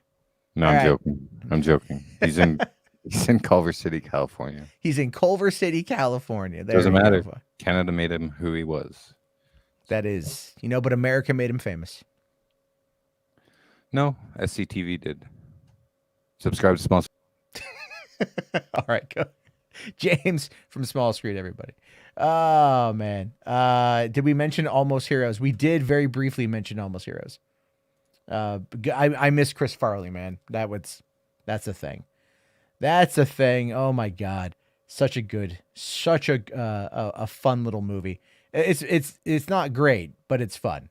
It's not great, but it's fun. All right, here, let's go back to this. This is an article that dropped on Variety today talking about Dwayne, talking about the situation. It says here that Dwayne Johnson's Black Adam won't be in the first chapters. We know about all that, right? Johnson. Okay, so yeah, we know Gunn responded. Okay. So it says here, the announcement is the latest in a flurry of headlines that have followed Gunn's appointment as to the head of DC Studios with producer Peter Safran, as the two men reshape the future of Warner Brothers' slate of films, TV shows, and games based on characters. Gunn and Safran have systematically untangled the DC universe from the suite of characters that have been established over the last 10 years, starting with Gal Gadot's Wonder Woman and Henry Cavill's Superman, two actors who have played the roles in multiple movies. Now, heavily implying here, that it is that Gal is out. All right. They're implying here that Gal is out. And I thought that was kind of weird, because even this article here down here says Johnson's statement includes effusive praise for Gunn, noting they've known each other for years and have always rooted for each other to succeed. That comes a day after Gunn addressed the disrespectful outcry by some DC fans for his creative decisions regarding Cavill and Godot. Now, the thing, again, even that is a little bit on the weird side, because I got the article here that Deadline posted yesterday, right, where they're talking about this. And it says here, James Gunn shoots down claim Gal Gadot was booted from DC Universe after Wonder Woman 3's axing. You know, and so this was coming in from Instagram. It says here, cannot wait to see what you're cooking up. That being said, the move to boot Cavill and Godot, especially after they'd announced their return, doesn't inspire confidence. And he says, I'm not sure where you heard, where you're getting that we booted Gal. Now, again, we don't know necessarily what is going on here with this, but that Variety article written by Adam B. Very is one that does kind of come across a little bit on the odd side, because you're going like, all right, like what in the hell is going on here? You know, what exactly has been happening with this piece of information? What exactly did they know? And I'm trying to find the tweet here from a couple days ago. There we go here. Let me just find this one, because Adam Very wrote this article for Variety, but a couple days ago, he also talked about how Peter Safran and James Gunn are exploring the possibility of incorporating Matt Reeves and Robert Pattinson's Batman into their wider DC universe. And then he says, there are a few reporters I love more than Adam B. Very, truly a good guy, but in this case, he needs to get a new source, as this is entirely untrue. So Adam is running an article today, basically saying twice in that article that Gal is out. We know Patty walked away. All right. Gal put out that cryptic post talking about how she can't wait to show the next chapter and everything else. So that ends up being this very interesting take where you're like, okay, well, what's going on? James is saying that we didn't boot Gal. He's also not saying that she's still around. So you have to kind of look at it and take that from that particular perspective. It's just a very odd way of going about it. So I'm not too sure what exactly is going on with all that, but I think you need to take that with a little bit of a grain of salt. Now, going in to continue talking a bit more about Dwayne here, because there's stuff to talk about with Dwayne, I did quickly want to bring this up here. You had Grace Randolph respond to what Dwayne said earlier, and she said, nicely handled, #Black Adam. So then he responds, thank you, Grace, appreciate you, gave it a shot, win some, lose some, effectively pointing out that his time is kind of over on that particular front there. And, I mean, also responding to Grace, that's kind of funny, but it is what it is. So, all right, here, let's move over here. This is an Above the Line article written by Jamie Williams. Above the Line is the Jeff Snyder outlet. And they say here that Dwayne Johnson's Black Adam PR debacle proves his ego has grown nearly as big as his muscles. And if you follow this show on a relatively frequent basis, you actually know that we've called this out on multiple occasions. We've actively discussed Dwayne "The Rock" Johnson. We've actively discussed his ego. We've actively discussed how he handled Black Adam, how he lied about Black Adam, and how he has been more or less trying to control the narrative on social media when he realized that he kind of has lost it. So let's take a look here at this article to see what they say. Now, that $1 million smile, that raised eyebrow, that bullet-shaped head, all those gifts he inspired, few actors radiate movie star charisma like Dwayne "The Rock" Johnson. Except if you actually look at his numbers and his returns, he's not a movie star. He's not a leading actor. Can't crack fucking 400 mil most often in his standalone solo films. But again, I'm not here to break down something I've already proven time and time again. So even fewer can match his knack for self-promotion. Very true. There isn't a platform he doesn't frequently dominate. Not a hand he won't shake, not a baby he won't kiss in the build-up to his latest release. Watch any junket interview for any one of his many projects. It's impossible not to be won over by his sheer likability. Who on this planet doesn't know who Dwayne Johnson is? Apparently people who go to movies. That said, it is a fact. The fact is Johnson isn't butts in the seat movie star we all act like he is. And outside of the Fast and Furious and Jumanji franchises, the numbers support that sobering reality. Fucking thank you. Fucking thank you. I've been saying this for 2 years now. I've been saying this, right? I've been absolutely saying this for 2 fucking years. And it's nice to see it finally brought back up, guys. All right. One's in the chats for I've been saying it for 2 years. And if you haven't already, like the stream, because we're at 48 likes and 154 people watching. Come on, guys. We can at least get to 60. We can get to 60. It's a small ask. But if I've been right, let me know and hit that like. Just I'm just saying, I'm going to self-promote. I'm going to self-promote like The Rock, okay? Okay? I got to do it. Anyway, with each... Sorry, I'm being a bit of a dick, I'll fully admit. With each passing project, Johnson's undeniable charm as the edges sanded off and trying to be everything to everyone, Johnson has sacrificed his own identity in service of his brand. An image carefully crafted to his and his $7 productions partners, Danny Garcia and Hiram Garcia's specifications. Anything that could upset Johnson's 4-quadrant brand is vetoed, which explains his odd lack of R-rated projects, and thus mediocrity triumphs, something that general audiences have surely noticed, hence his box office numbers of late. The original action movie Skyscraper made $308 million worldwide, outgrossed branded IP such as DC League of Super Pets $203 million worldwide, and Disney's Jungle Cruise $220 million worldwide. But to be fair to Jungle Cruise, it did have a mid-summer 2020 release, or 2020, was it 2021 release with the with the COVID stuff and the premium PVOD at $30 a pop over on Disney Plus.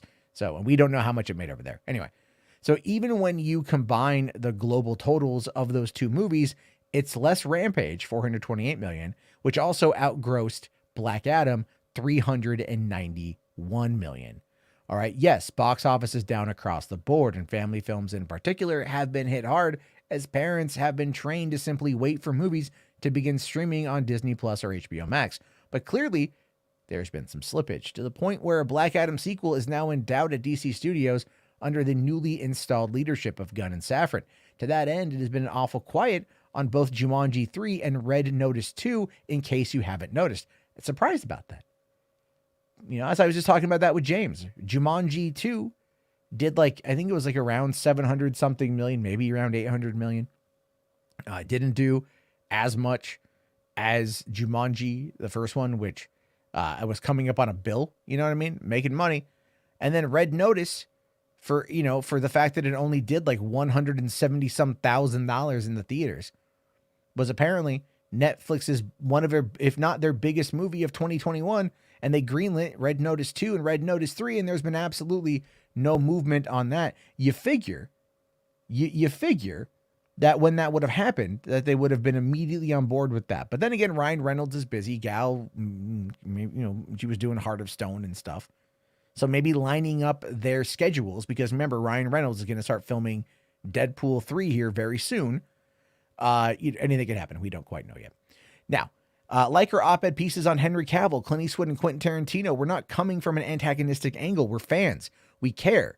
And because we care that, to paraphrase The Godfather Part 2, we intend to speak very frankly. So with that in mind, allow me to ask a question everyone else is afraid to. What the hell is Dwayne Johnson thinking? Can I just quickly point out there, again, I like what they say here. We're not coming at this from an antagonistic angle. I know I sound antagonistic, but a lot of it is just bombastic hyperbole, just in order to be more entertaining. But when I do bring this up, I'm not trying to be antagonistic. I'm just trying to prove a fucking point. And that is literally my whole point with all this stuff. I just try to illustrate a point, and I try to do it in a way that has a little bit of entertainment pizzazz behind it, a little bit of oomph, if you will. Now, what the hell was Dwayne Johnson thinking? The fact is, he has surrounded himself with a team that is either too afraid to tell him the cold, hard truth, or even worse, too ignorant to know better. For example, who in their right mind would approve an Instagram video of Johnson crashing a Black Adam test screening, whereupon those in attendance are not only starstruck, that much we get, but openly kissing his ass or shoehorning in a post-credit scene in DC League of Super Pets where he voices 3 different characters who all talk about how cool Black Adam is as a means to promote Johnson's then upcoming movie about the anti-hero. I mean, let us also not overlook the fact that the weekend that the DC League of Super Pets came out and it failed to move the needle in any real considerable fashion, Dwayne dropped an image of Black Adam from the post-credit scene. And then the second week, when it dropped off even more, he posted the entire post-credit scene, which, mind you, is the only part of that movie I have seen outside of the trailers. I just felt there wasn't a need to watch it. You know what I mean? There's been so much bad movement on the hands of on the part of The Rock that it really does make you question. Like it really does make you question a lot of just what's happening over there and everything else, right? Yeah, Jeremy here says crazy action flick faster. He needs to do another R-rated action film. Yeah, man. I mean, he tried in 2017 with Baywatch, and that just didn't do much. I still think Red Notice 2 needs to be R-rated and just go full out. But yes, Tony, he surrounded himself with yes men. One of them is Mo Moon, who's accusing me of being antagonistic. No, Mo, stop trolling. All right. Now, Johnson badly needs to find. Okay, sorry here. As much as we hate to admit it, we all need that person with the courage to tell us what we need to hear, not what we want to hear, and who will say no when appropriate. Johnson badly needs to find his Paula Wagner, who long served as Tom Cruise's agent before becoming his producing partner. She helped build the image of Cruise that we know and love, and oftentimes constructed that crucial wall between the Hollywood god and us mere mortals who aren't necessarily supposed to be in constant contact via social media. Therein lies the problem. Johnson has made a strategic choice to be all things to all people, a politician, if you will, not just a movie star, a TV star, the NBC comedy Young Rock, social media star, see Instagram, TikTok, Twitter, and an occasional WWE star who graces the wrestling ring with his electric presence every few years. But this omnipresent strategy has and will always be a massive miscalculation, and they're not wrong. They got to niche the fuck down. They're not wrong. This is not a wrong article. How can you sell yourself as a big screen icon whose movies I have to pay to see on opening weekend when I can already get my fix of you on a weekly television series and countless videos I can watch for free on social media? I also fear that Johnson loses some of his everyman relatability when we constantly see his lavish lifestyle. It's not that we don't know he's filthy rich. That's fine. He's earned it. It's that we aren't meant to see it every day. There must always be that distance. You can't have it both ways and position yourself as a man of the people while living like the 1%. You have to pick a lane. There's no nice way of putting this, so I'm just going to say it. Johnson has come across like an egomaniac and an insufferable bully as of late. And that is, wow. That is pretty...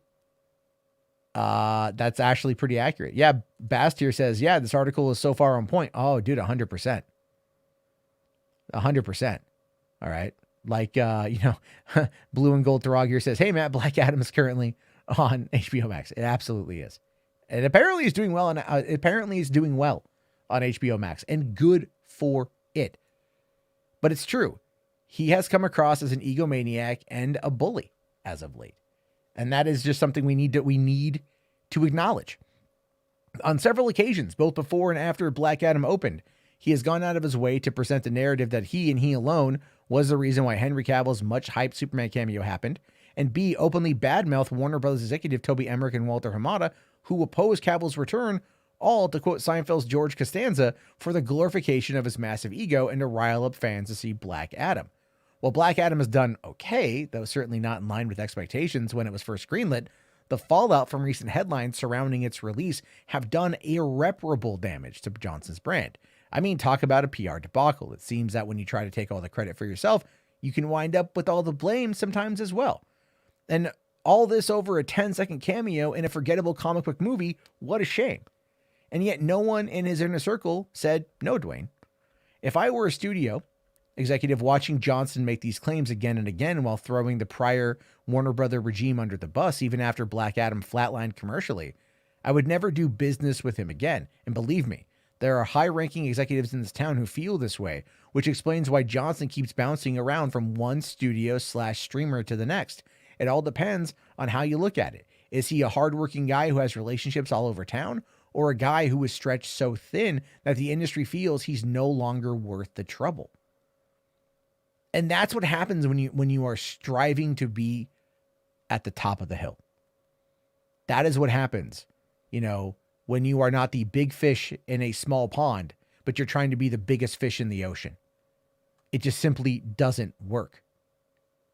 And then Tails here says his lack of range is hurting him also. Benson here says the difference is Cruz can act, but also Benson here says Johnson is being groomed for political run. Not anymore. He's dropped that.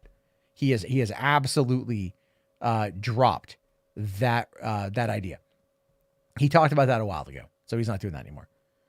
Anyway, here, Going back to this here, but beyond the box office, Johnson isn't doing himself any favors with the media, and some of his biggest cheerleaders have even joined the pile-on as of late.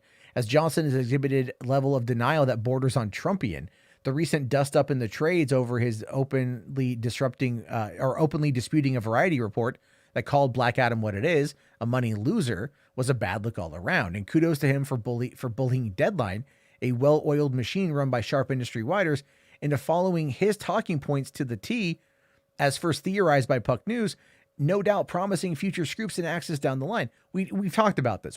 I've shown, and I believe at least laid out a relatively good case, that he was the one who leaked out the information to Deadline about Henry Cavill's Comic-Con return, when that wasn't ever going to happen, as a way to get everyone riled up to talk about Black Adam. It was a smart move, but ultimately, like everything else he has done in recent months, it has relatively backfired. Going back to the article, it says, is Black Adam really the hill Johnson wants to die on? This is the very definition of a celebrity who has grown out of touch with reality and surrounded himself with spineless yes people. Just take the hit and move on, man. You can't win them all. And yet, once again, not one person in his inner circle said no and took away his cell phone. In the wake of Black Adam joining the ranks of Hobbs and Shaw, Jungle Cruise, and Red Notice as stillborn franchise starters, that's fucking cold-blooded. One would think his team would be wise enough to regroup and re-strategize. On the contrary, he's currently shooting the franchise hopeful Red One for Prime Video with no indication that he has learned any lessons whatsoever from thinking franchise first. Now, if you recall, and I've mentioned this before when it comes to Red One, when they first announced Red One, it wasn't about like the context of the story that they were trying to get right. They were like, this can open up sequels, franchises, merchandise, things like that. They were openly talking about this being a money-making endeavor, a cash cow machine, before the camera even started rolling. And that is a very dangerous play, for trying to, solidify success. Let's see. McLeod here says, from listening to this article, The Rock is starting to remind me a bit of Billy McFarland, the founder of the ill-fated Fire Island Festival. If you know what I mean, then you know. Yeah, I know how bad that went. I don't know if I'd go that far. But what you have here is an actor, is an entertainer, is a media sensation, a personality, an influencer, if you will, who is so closely protected by his team that when he does kind of venture out into the world, he's not used to seeing any kind of negative backlash because nobody in Hollywood is going to tell him no. But it is true that he is bouncing around from company to company to company. And we'll have to wait and see where that goes if he ends up running out of ideas. He's at Sony when it comes to Jumanji. He's at Universal for Hobbs and Shaw. He's at Amazon for the Red One. He's at Netflix for Red Notice. He's at Warner Brothers for Black Adam. Has he gone to Paramount yet? Right? I know CBS Films did Faster, right? So that was a Paramount connection. Has he done anything with Lionsgate recently? I mean, or at all? Like that could be, there's only so many more places for him to go. And if he's demanding $22 million a feature to even star in the goddamn thing, and these movies are not making money, then of course it's going to be, it's a really big indicator about his popularity. And I think one of the bigger problems is, again, people who are wrestling fans fail to understand this, fail to acknowledge this, fail to accept the reality of just who he is, which could easily now at this point kind of be described as the emperor who wears no clothes. Spherical Man here says that Dwayne got too high in his own supply. Ryan here says he needs a prescription for that ego of his. And Meta had made a comment. Let me try to find it here. Meta says here, however, his ego has evolved into something else ever since he became a Hollywood star. I mean, look, I get it. When people praise you constantly and they're constantly blowing smoke up your ass and they're sucking your dick, I get it, dude. I get it. It's hard. It's difficult to not kind of fall into that trap. If you are Dwayne "The Rock" Johnson, the most electrifying man in sports entertainment today, if you can smell what The Rock is cooking, if you shut up, bitch, or, it doesn't matter what you think, whatever the catchphrases are, people out there are going to believe that that's the real you. But the thing is, though, I don't think he's a bad dude, but I think he's allowed himself to just kind of go on autopilot and let his management team kind of run the show with him being the face of it. But the problem, though, is when you make yourself the face of it, You take those hits, you take those lumps, and you're the one that has to take those lumps. And the response that he gave to IGN and to other outlets disputing the Variety report, then leaking data over to fucking Deadline, dude, did not look good. And it's true. This article's right. It did do irreparable damage to that. But, let's see here. Finally, it says, respectfully, if he and his team at $7 think they can continue down this path, they are greatly mistaken. The stars of yesteryear came and went for the same reason. General audiences burned out and they moved on. Again, I'm coming to this as a fan of Dwayne Johnson, but I have to call it like I see it. If the saying goes, can you smell what The Rock is cooking? Then it's about time he changes the ingredients to a recipe, or better yet, cooks a new dish altogether. Otherwise, audiences will opt to dine elsewhere. And there's a lot. Yeah, come on, guys. There's that, right? Yeah. Tails here says he flat out lied. He lied to play his audience. He did. But then also Rational here makes a funny point. The Rock didn't sleep with Harvey Weinstein to make it big. No, he didn't. No, he didn't. That's pretty good. Super duper dog here says, I smell Doom from 2005. I like Doom. I thought Doom, I think when he said the line in Doom and he kicks down the door and he just goes, Semper Fi, motherfucker. I thought that was great. I still love that goddamn line. So it is fine. I would like him to do smaller films. Again, he can act. The guy can act. I've talked about this on multiple fucking occasions. All right. He's talked about this on multiple fucking occasions. And he just hasn't done it, man. It's great. It's fucking hysterical how great that shit is. But there is one thing I wanted to kind of touch upon with the DC stuff. This was sent to me the other day. I thought was really, really, really funny. And it's just, it's very true about Black Adam as a whole and just kind of what went wrong with Black Adam.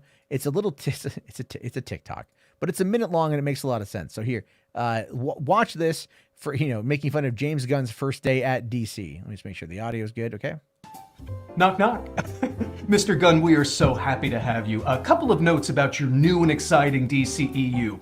You got to keep the old Superman, Aquaman, but not his love interest, Wonder Woman, but retcon her last movie. Cyborg yelled at us, so he's gone. No word yet from PR if we can afford to be associated with The Flash or finish their movie that literally reinvents everything. But you can move forward with the Suicide Squad that rebooted everything except the characters we liked from the earlier one, but featured a Joker no one liked, but who Snyder kept as canon, but who we teased as somebody else in a completely disconnected Batman franchise, as well as a different character in the musical sequel to the also disconnected Joker origin story. Also, if you could figure out how to make it seem like the JSA have always been around, and while they don't kill, they don't have a problem with Superman, Batman, and Wonder Woman all killing in their movies, that would be great. So what are your ideas? That is a very, very, very, very, very, very, very, very astute little TikTok. And there's another one that I saw too. I got to find it. It was about Black Adam. It was about the creation of Black Adam. I think I saw it on TikTok.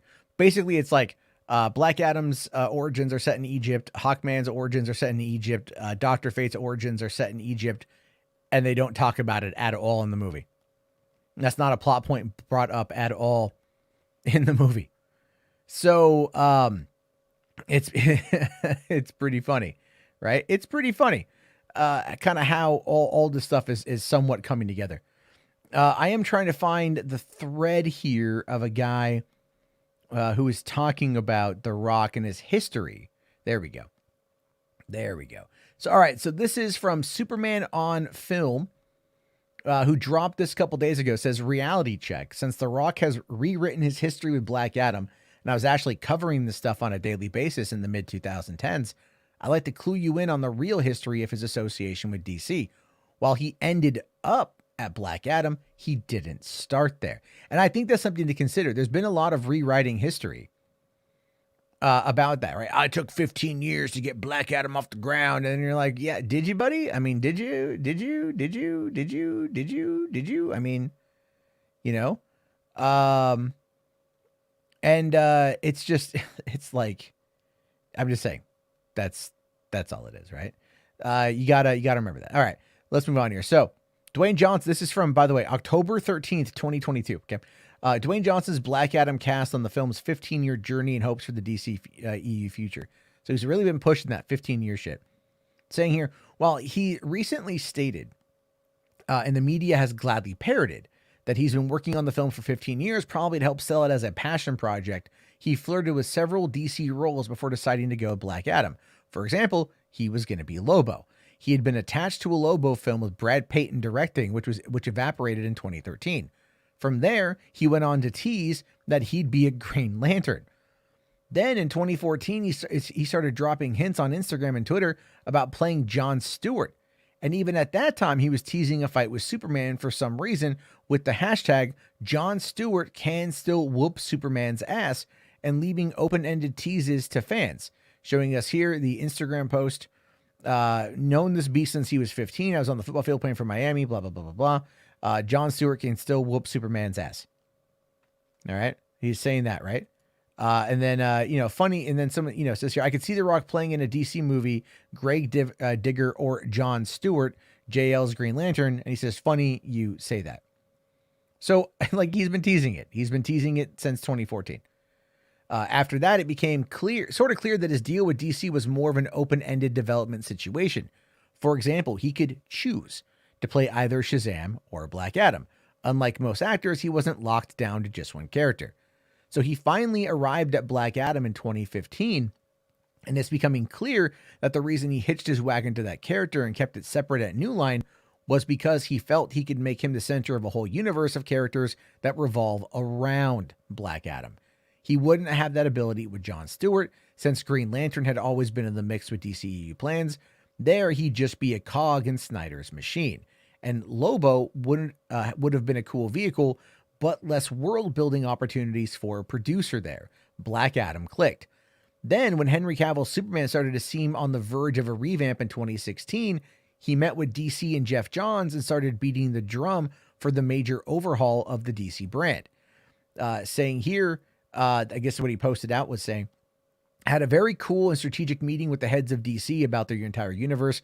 As a hardcore DC fan, to get real sense of the tonal shifts and developments coming in these future movies has me fired up, something we as DC fans have all been waiting for a very long time. Hope, optimism, and fun. Even when talking about the most ruthless villain / antihero of all time finally coming to life, prepare yourselves, DC Universe, kneel at his feet, or get crushed by his boot, Black Adam. So, and this is, he's been pushing this now for quite some time. Then he sat on the sidelines while DC went through its growing pains in 2017 to 2019 and finally began to launch the launch of his Black Adam universe, where he apparently had little care for the character's actual main antagonist, Shazam. He barely promoted or said a word about Shazam. That is until Shazam actually came out in theaters. And after it opened and did okay, he put out a video on Instagram talking about how, the movie he made was great and he was all thankful for it. And that was when a lot of us actually came to the realization that he had produced Shazam, because there had been no promotion with him in it leading up to the release of that movie. There was nothing that said The Rock was working on this film. It was a shock to many people who didn't know he had done it behind the scenes, but was now taking credit for it. Very interesting. So Superman, a film here, just says, so remember all this when you hear people sharing the rewritten public relations history of his time with DC. Finally, here he says, and I'll add with THR's recent report on the matter, as I discussed at length on the latest Fanboy show, in 2022, he tried to take advantage of a DC that had no boss at the time by making a hard push for Henry Superman to be in his film to help boost Black Adam. He did this knowing full well that Zaslav was actively searching for a proper DC boss and essentially planned to force the new boss's hand when it came to Henry Cavill Superman, where he could make money off of him. Then Black Adam landed with a puff and it all backfired. Bam. I mean, that is, dude, regardless of what you think of Dwayne "The Rock" Johnson, the Above the Line article absolutely lays out the mentality as well as his history with trying to get franchises off the ground. Then that Superman on film, who's been around for quite some time and absolutely lays out a great argument, showcases that The Rock has been just trying to find the right vehicle for him to take over his own pocket universe at Warner's and DC. And as we found out today, that was then taken away from him.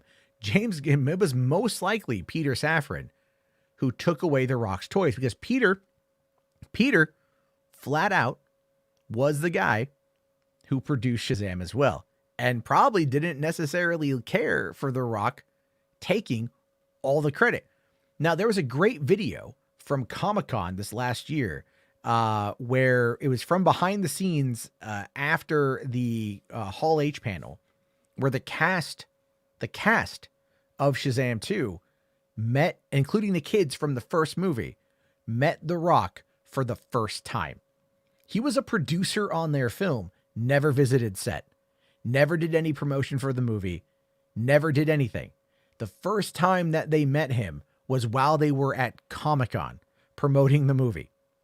I'm just saying, the more you start to look, and I mean really, really, really look at what it is that The Rock has done, you can smell what The Rock is cooking, and it smells like shit, you know? And again, I talk about this shit all the time. People fucking like, look at Mo. Mo loves coming here and troll and say all this shit. And I've been consistently, all the shit there, right? And it says, Meta here says, after all of that, I have a friend who would ignore all of what you just read, Matt, because his love for The Rock is absolute, and all of them are just haters. You can't help some people. That's 100% true. And yes, his friend's a wrestling fan. I kind of inferred that, buddy. I had no issue figuring that one out myself. To be fair, that was definitely one where I just, you kind of got that one there.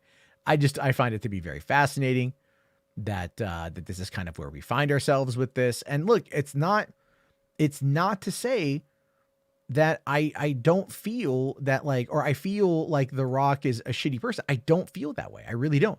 But you can absolutely fucking tell exactly where things are. You can absolutely see where things are. And to kind of speak back to that point, I do want to kind of touch upon this again, right? This Ray Fisher situation, or maybe, we should really call it a bitchuation, because that's basically what it is. Like I said, Ray Fisher has not offered up any apology for what he said yesterday, the bullshit, right? The accountability over entertainment. We all know that's bullshit now, but he hasn't said anything about that. But going back, Superman on Film actually even did more digging on this one here. And he brought this up today. I thought this was fascinating. Meant to bring this up earlier. It got lost in the shuffle of tabs. But he says here, just a friendly reminder, the 2017 regime at Warner Brothers / DC gave Ray Fisher the investigation he requested. And the investigator, Mr. Fisher, was so thrilled, had been hired, found out that anyone who'd done anything wrong had been dealt with. They also offered him a role in The Flash, but Fisher drew a line in the sand, stating he'd never worked for Walter Hamada, who was running DC at the time, and was not employed at the studio during Whedon's reign of douchebaggery. He was employed at New Line. You have to remember that. Walter Hamada was at New Line, not Warner Brothers or DC Films. So even though it's a vertical, or it's owned by Warner Brothers, it's a subsidiary, he was not at the studio. Keep that in mind. This was because he felt Hamada protected Jeff Johns, who the investigation later vindicated. So he could continue playing Cyborg and had a role in the pivotal event filmed The Flash, which the future of the DC hangs, but he chose to pick a fight with Hamada, who I repeat, did not work there at the time that Justice League was being made. And now he sets his sight on the new DC boss, James Gunn, who didn't work there during the original sin, graciously apologized for liking a tweet once, is the guy replacing evil Hamada.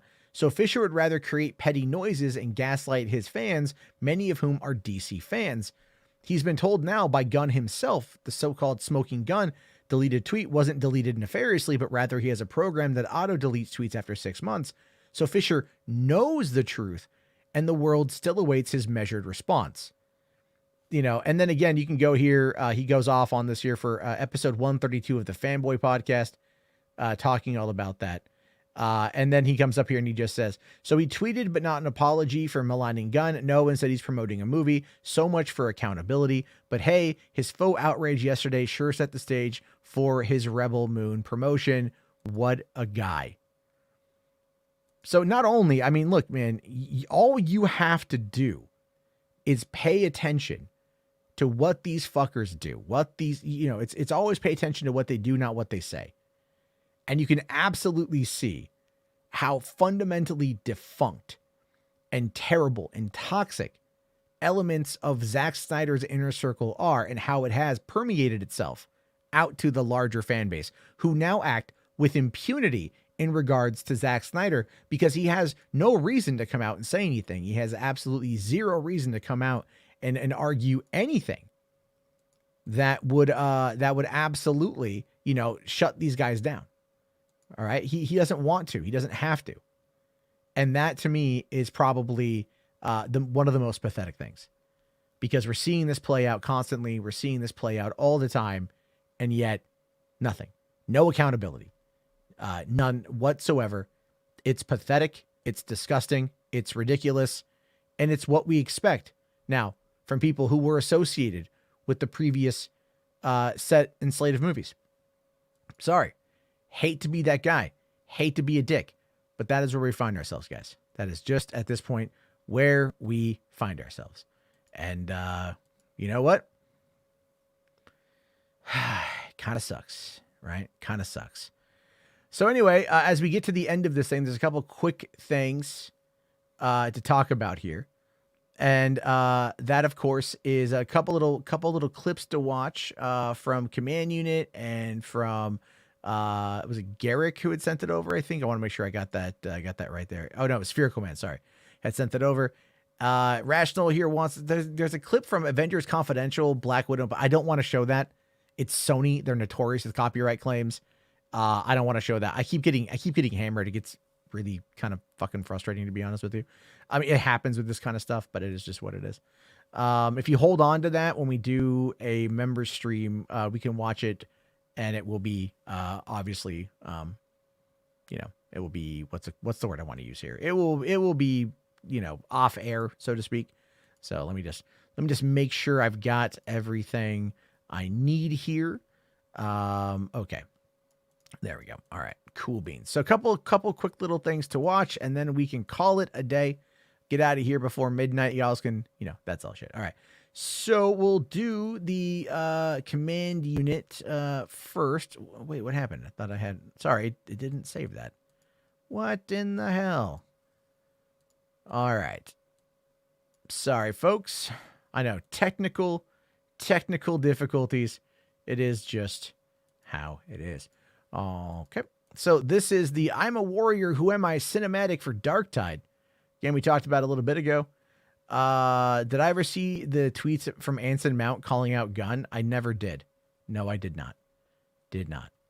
All right. But anyway, let's give this one a go.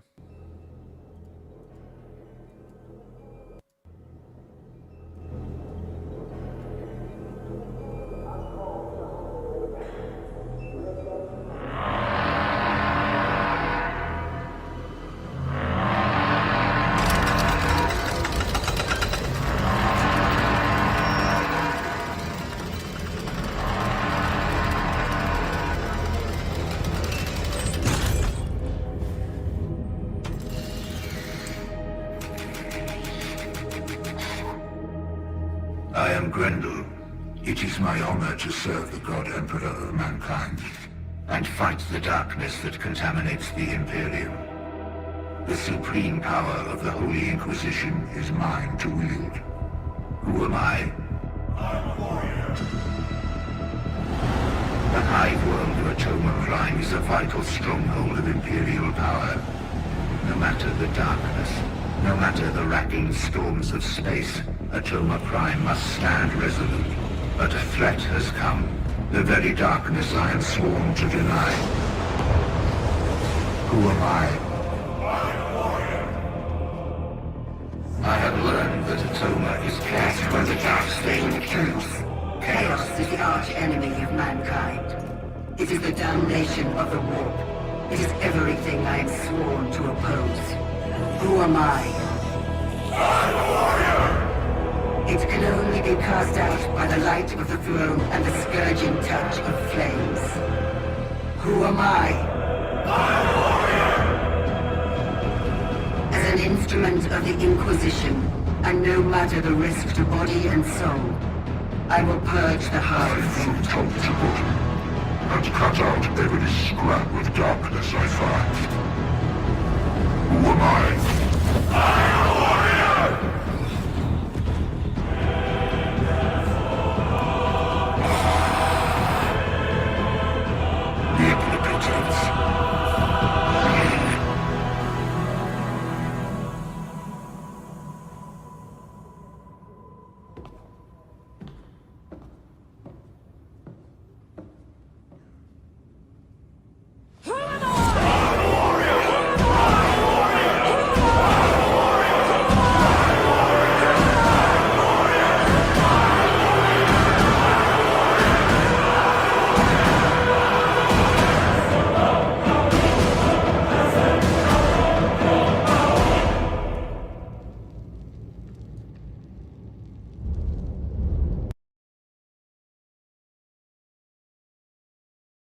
that was pretty cool, right? A lot of interesting stuff there. I do like, again, when you watch this kind of stuff, like the cinematics are great. I'm looking forward to playing the game when it comes to consoles next year. Obviously, that is going to be a lot of fun. All right, here, moving on. We've got the 60 seconds of Terminator. What is this here? 60 seconds of Terminator Salvation is what it's called. Or summarizing Terminator Salvation in 60 seconds. Let's see. Let's see how this one is. I haven't seen this one yet.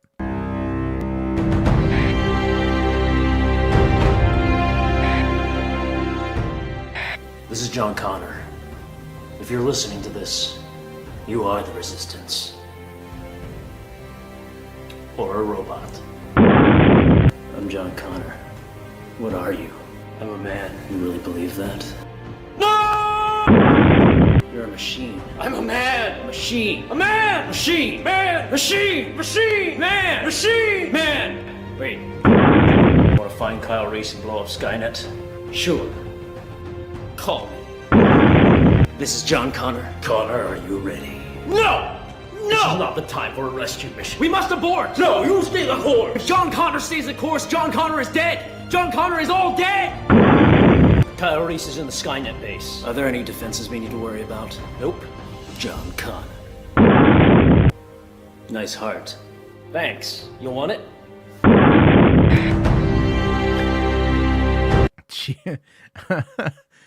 Like, who are you? I'm the guy with the audio coming in through just one ear for most of that. That was pretty funny. That was pretty good. All right. And then finally tonight, we're going to look at the follow-up to this is Playtime Part 2. We watched this last night. This is crazy as fuck.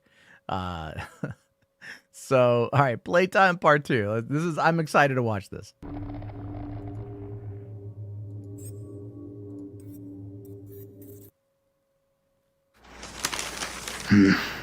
Let's see what asshole got rich today.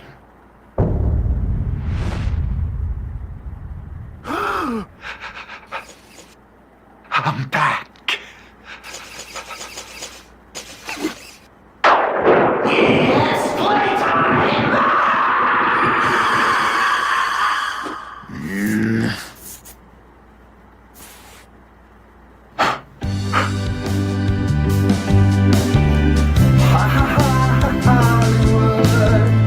Sunshine and palm trees in Hollywood.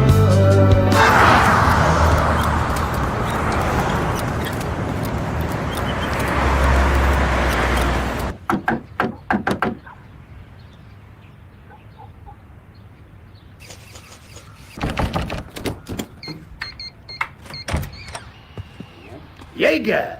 Jägermeister! Jäg Daddy! What the hell do you want, Billy?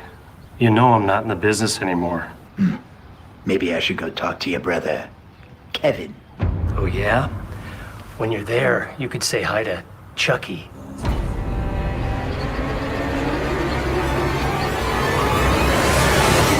Carl. I come bearing gifts. We're back, baby! Meet me in the garage.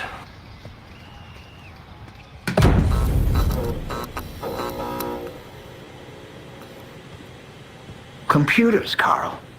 Really? Well, animatronics aren't paying the bills these days. So, what does? Birdhouses. High-end birdhouses. I got these. So small. Well, they're new for my drone. They're digital. Digital? No frickin' way. Nobody puts a digital anything in my head. They don't make analog servos anymore, Billy. All those drawers and not one analog servo left in the world. How can you find anything in here, Carl? Here, you really should do some organizing. This is the last one, okay? And that is why it's special. Oh, yeah, I need to talk to you about this. I need you to make me look like a movie star again. I got some great ideas to pitch the producer. What if there were two Billies? A good Billy and an evil Billy, and I could play both parts. Have you read the whole article, Billy? Huh?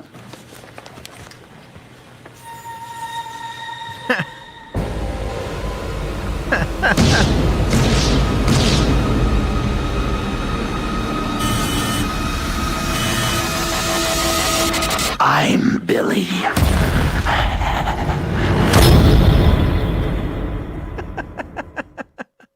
Oh, that was great. We'll have to watch part 3 on another day. We'll leave it on a cliffhanger. That's hysterical. Ryan here says, for those of you who don't know, Kevin Yeager designed the Chucky animatronics for the Child's Play films. Oh, that's great. That was really good. That was really solid. Kept me entertained the whole time. Love the call. Love the call out to good shit.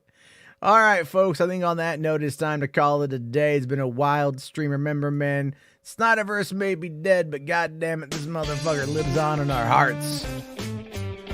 Lives on in our hearts. It's gonna be sad to see it all go, folks, but it is what it is. We'll get there eventually. All right, everyone, have yourself a great night. I'll be back on tomorrow night, another episode of Hollywood After Dark. All right, everybody, peace out. Go watch a movie. Have yourself a good time.